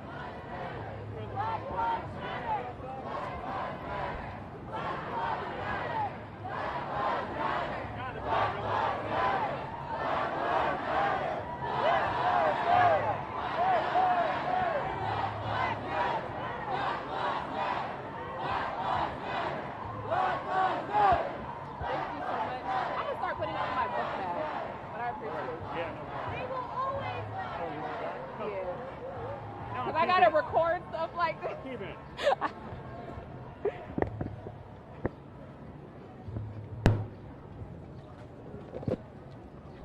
Sorry.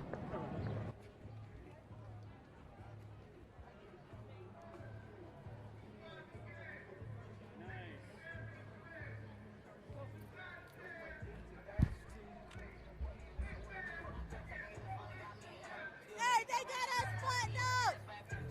Black Lives Matter. Crazy. We ain't had to do all this. Wait, can I say something else? Let me know. I'll stop the whole car for you. Keep going. Go ahead. No, stop car. Oh. Hey, Black Lives Matter. Without us, it wouldn't be shit. I promise you. No creativity, no nothing. Without us, it would never be shit. Justice for George Floyd. Period. Stop killing us. We wouldn't have to do all this if they would just listen. Oh, God. Y'all need to listen. Y'all feel too entitled, and that's your problem. Listen to us. Stop feeling entitled. Black Lives Matter. Period.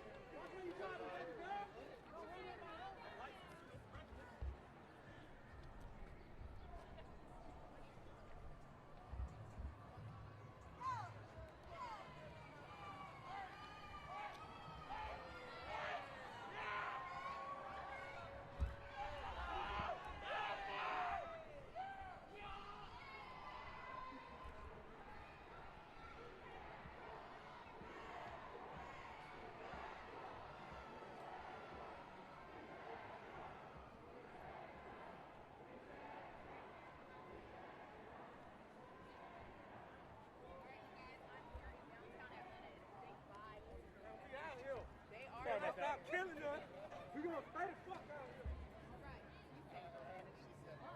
Just check it out. There's a mass amount of people out here just, protesting and making sure that their voices are being I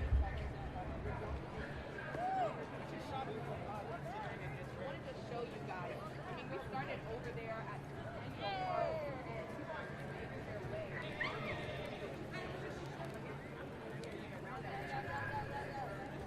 We've had a heavy police presence around here. Just them trying to make sure everyone right now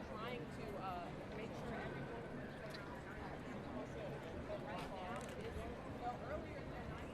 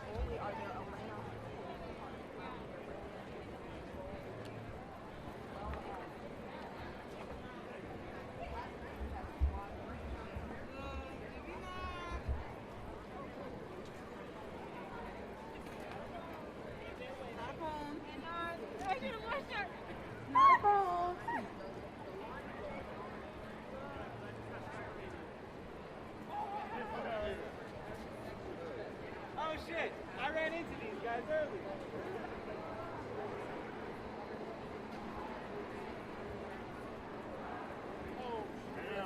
Now we're going to the courthouse. Or we're going to, this looks like probably City Hall. Just cross and go up. Yeah.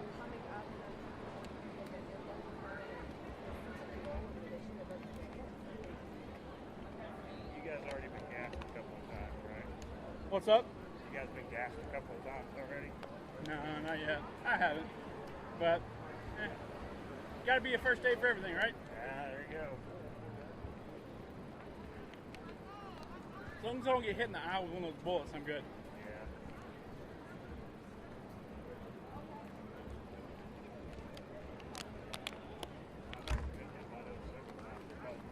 You what? It's called simunitions. You what? Yeah, I've been hit like we used to train with it. Yeah. I'm sure it ain't fun. It's not that bad. Have you ever played paintball? It's kind of like paintball. It's kind of like that.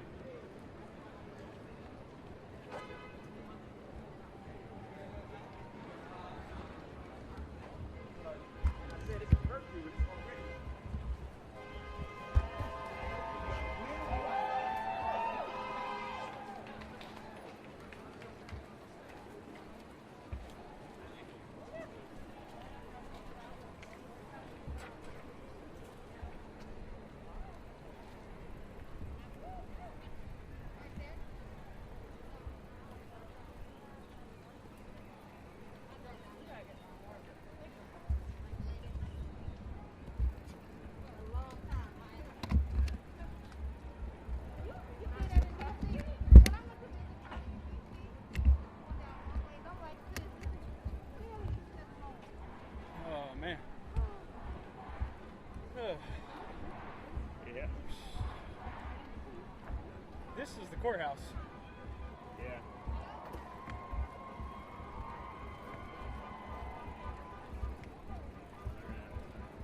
Yeah. This might get a little rowdy.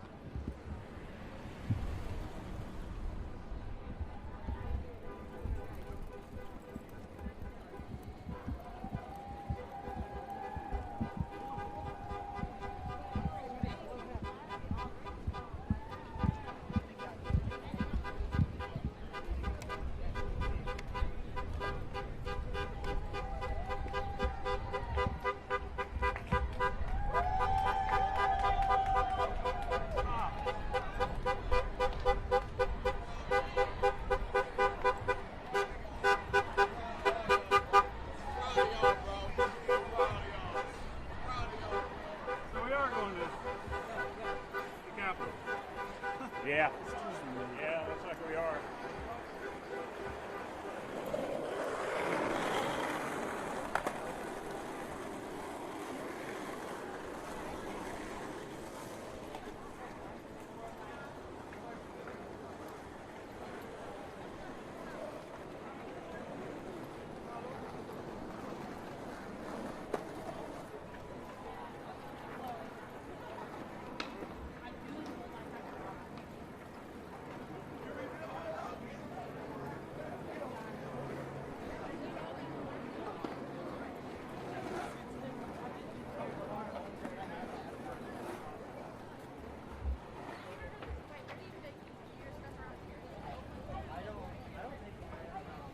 Tell them we're at the courthouse. We're walking up to City Hall.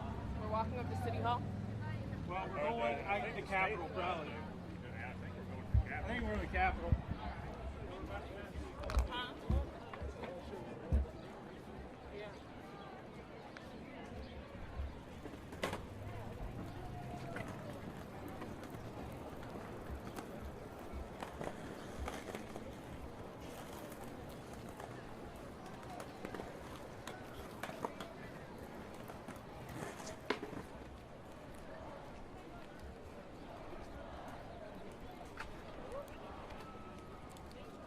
Dude, we put Joe Carnes on twice.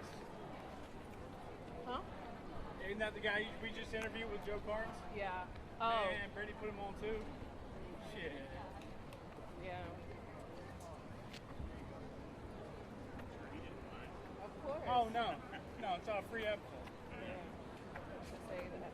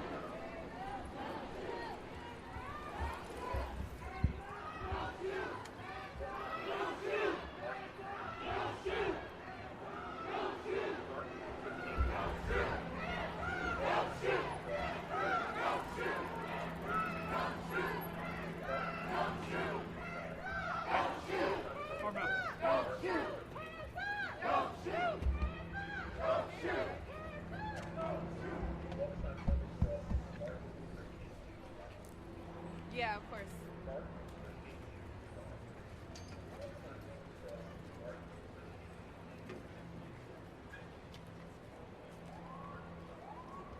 Turn your mic on.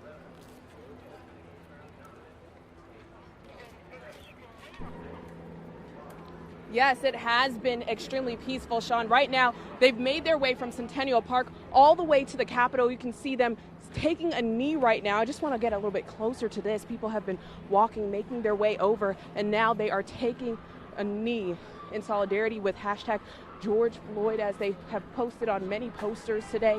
As you can see, let's try to get a little bit closer. Now they're standing up saying, "Don't shoot." Now, earlier today, I covered how we were at the Capitol, where they were having a presser concerning dispelling any myths that happened about Friday. And this was all in accordance with the tension that was happening on Friday. But again, today has been very peaceful. But there is a very heavy police presence here. Earlier today, there were Atlanta Police Department, Georgia State Patrol, the Georgia Capitol Police as well. And now we have a sea of protesters here. Very peaceful, putting their hands up right now, asking for justice, chanting. You can actually hear it in the distance if you take a listen. In front of the Capitol. It's quite a sight to see. Excuse me. It's quite a sight to see. If you look at even some of the posters as we go through Black Lives Matter.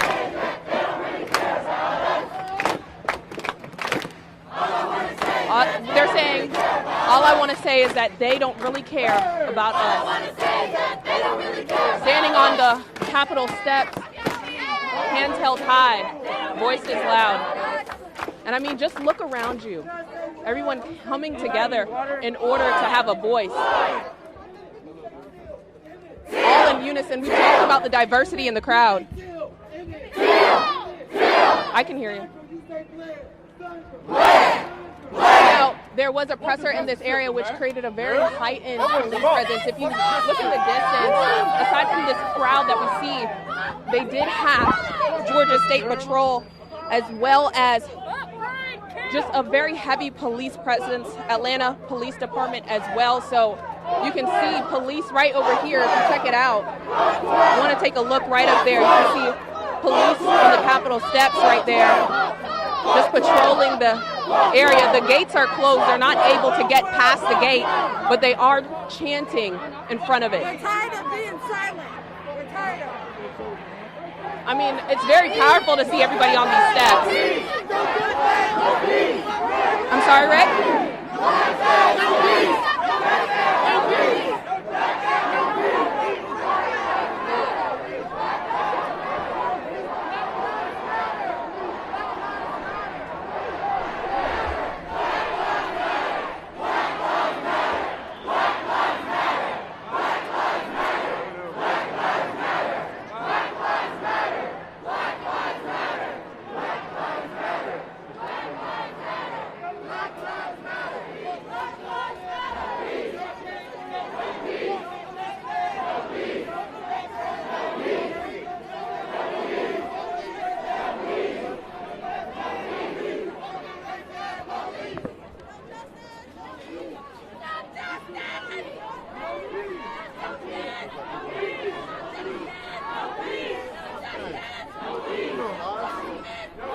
CBS has been doing live, right? All right, can I find you guys real quick? No, I don't want to do it live. I just want to talk to you guys. All right, so I haven't been out here the last few days, but I decided to get out here today just because I don't think the coverage that you guys are giving is balanced. There was a situation where yesterday, obviously, we had these police officers were on the game, but I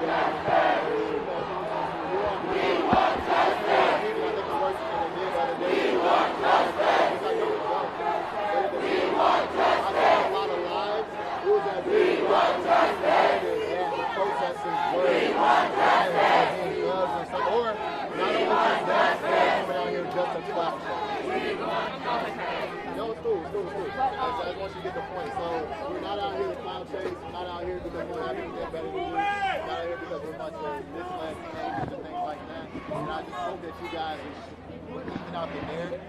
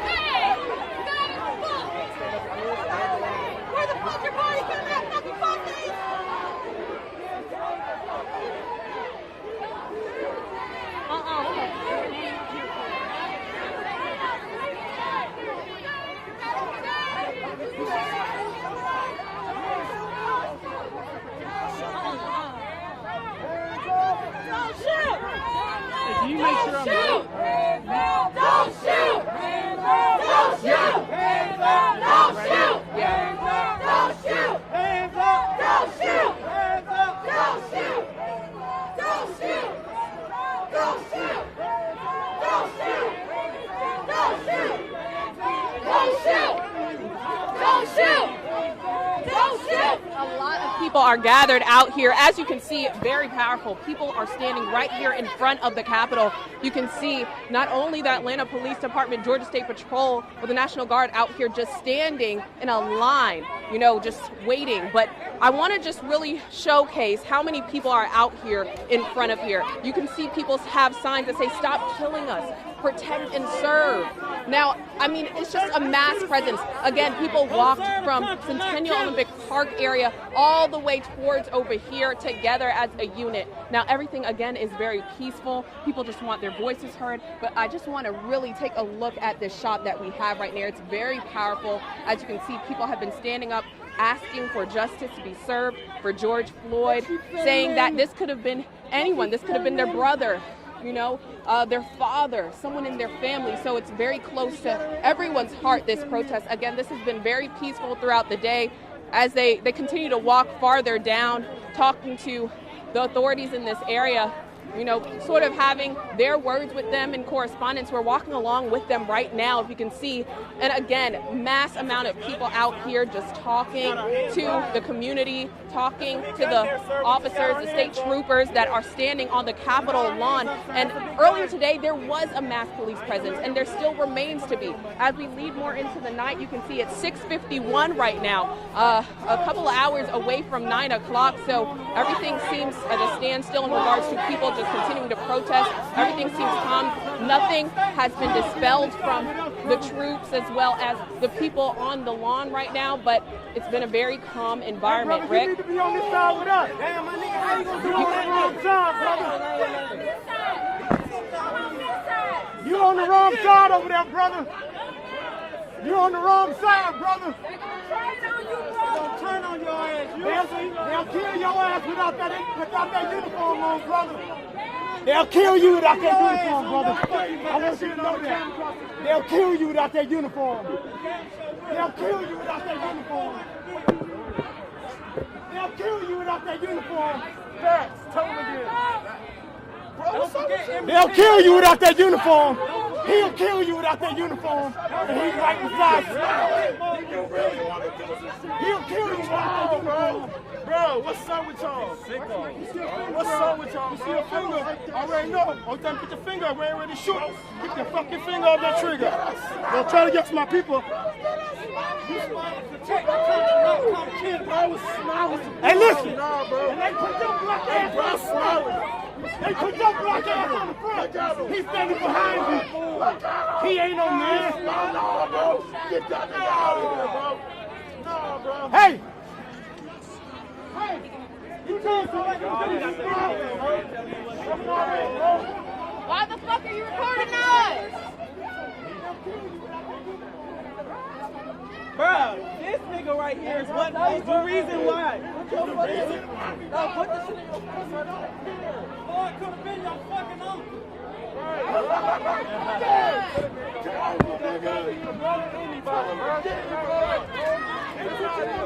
Hey, yo, what's up with you? He put the mask on. Hey, he put the mask on. Hey, wrap yourself your right. They're putting down gas. Protection, sir.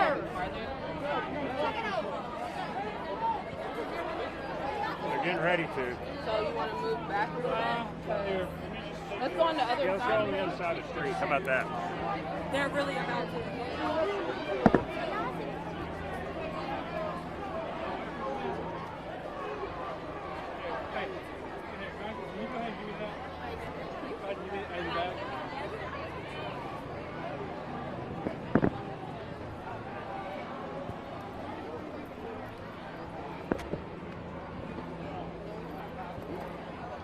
What do you need? What's up? What do you need? Oh, your gas mask? This bad boy.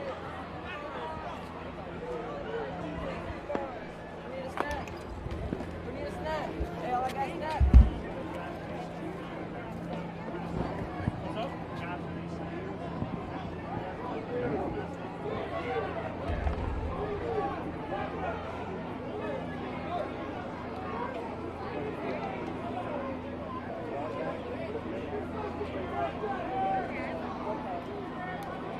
So it's like they're getting ready. So they have to get over.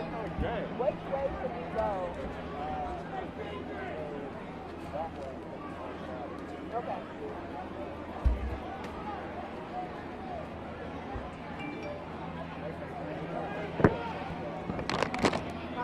not a done deal, but They're starting slowly but surely. the officers are carrying the weapons that actually discharge the tear gas. So in They're the those ones putting down the mask. gun thingies, what's in them? The bullets, the rubber bullets, and what they're holding. No justice! No peace! No justice! No peace! No justice! No peace! No justice! No peace! Okay, they're about to come in. No peace! No justice! No peace! No justice! No peace! No justice! No peace! Okay. No peace! No peace! No peace! No peace! No peace! No peace! If they start swinging, Don't shoot! we're going that way. Don't shoot! Don't shoot! Don't shoot! Don't shoot! Don't shoot! Don't shoot! Don't shoot! Don't shoot! Don't shoot! Stand by. Don't shoot! Okay. Stand by. Don't shoot! Don't shoot! Don't shoot! Actually, we'd probably be better off closer to the fence when they deploy it, like when they fire it, because it's gonna take a while to start.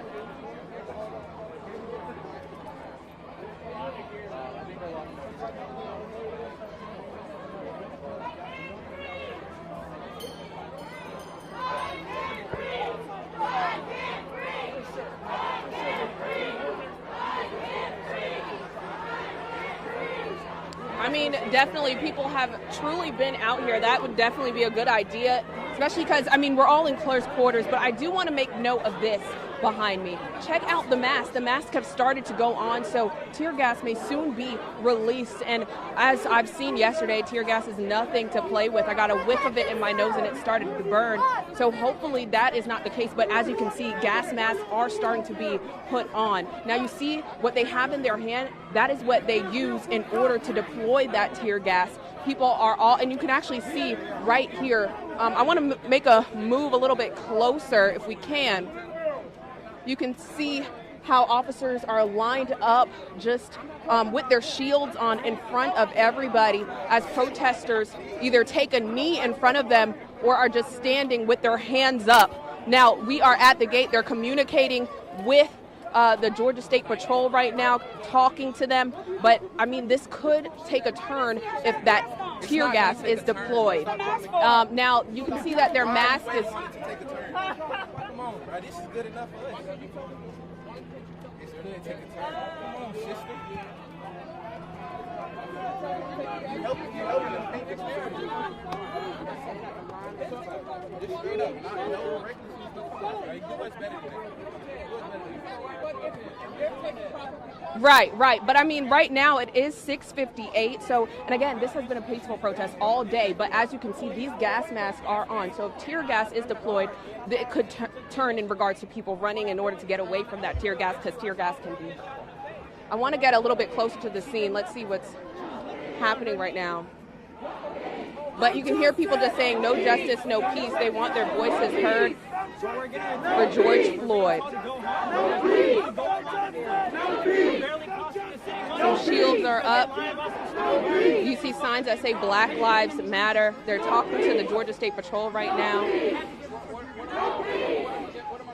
But yes, again, this has started from Centennial Park and it's walked all the way over to the intersection of Mitchell Street as we're in front of the Capitol. And again, people have been peaceful. People just want their voices heard.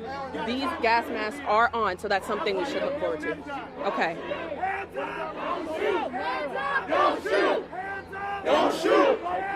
Don't shoot! Don't shoot! Don't shoot! Don't shoot! Don't shoot! Don't shoot! Don't shoot! Don't shoot! Are you ready? Don't shoot! I can't talk to you. Don't shoot! No, I can't.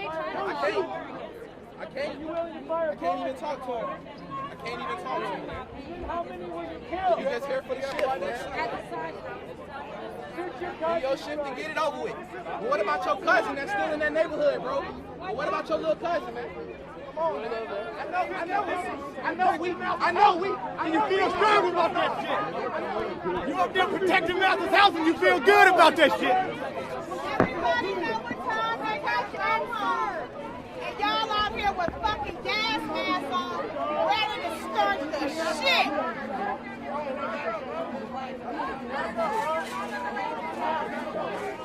Our tax money pays you.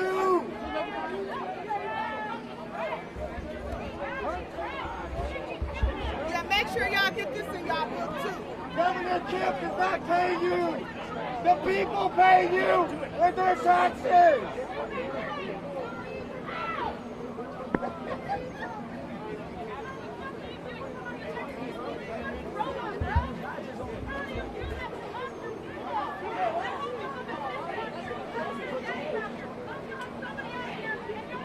I don't feel like getting gas masks. Fuck that.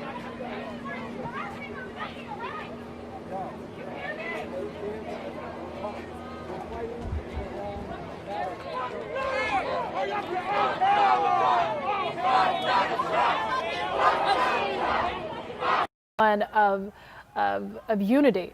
It has been a day that has been very peaceful. Today has been a day where city leaders, county commissioners have come out and have been vocal, have spoke to us on camera, and they're actually participating and marching in the protest with the protesters. We've seen individuals on the side of the road who are encouraging all of these protesters, make sure you're registered to vote. And if you have already been registered, there is an election on June 9th. That's right. And we actually heard from one of the protesters about an hour or so ago, and this is not his first rodeo. I would love to be able to play that interview over again. He told us he was from the Southern Christian Leadership Conference, and that he had marched during the civil rights era back in the 60s, and that he was marching once again today with this new generation of civil rights activists. He said these young people are going to be the judges. They're going to be the prosecutors. They're going to be the lawmakers who are going to be able to make a difference in this community, in the communities that they're serving. And we take a look at these young people, and you really have to think about what they're going to do with this experience, how they're going to take this experience of these marches, the peaceful aspects of it, of course, the positive aspects of it, and how they're going to carry that with them going forward. Once these marches are over, what are these young people going to do now with all of this organization, with all of this know-how when it comes to spreading peaceful messages? How are they going to make that a part of their everyday lives? And what will that mean for the rest of us? I think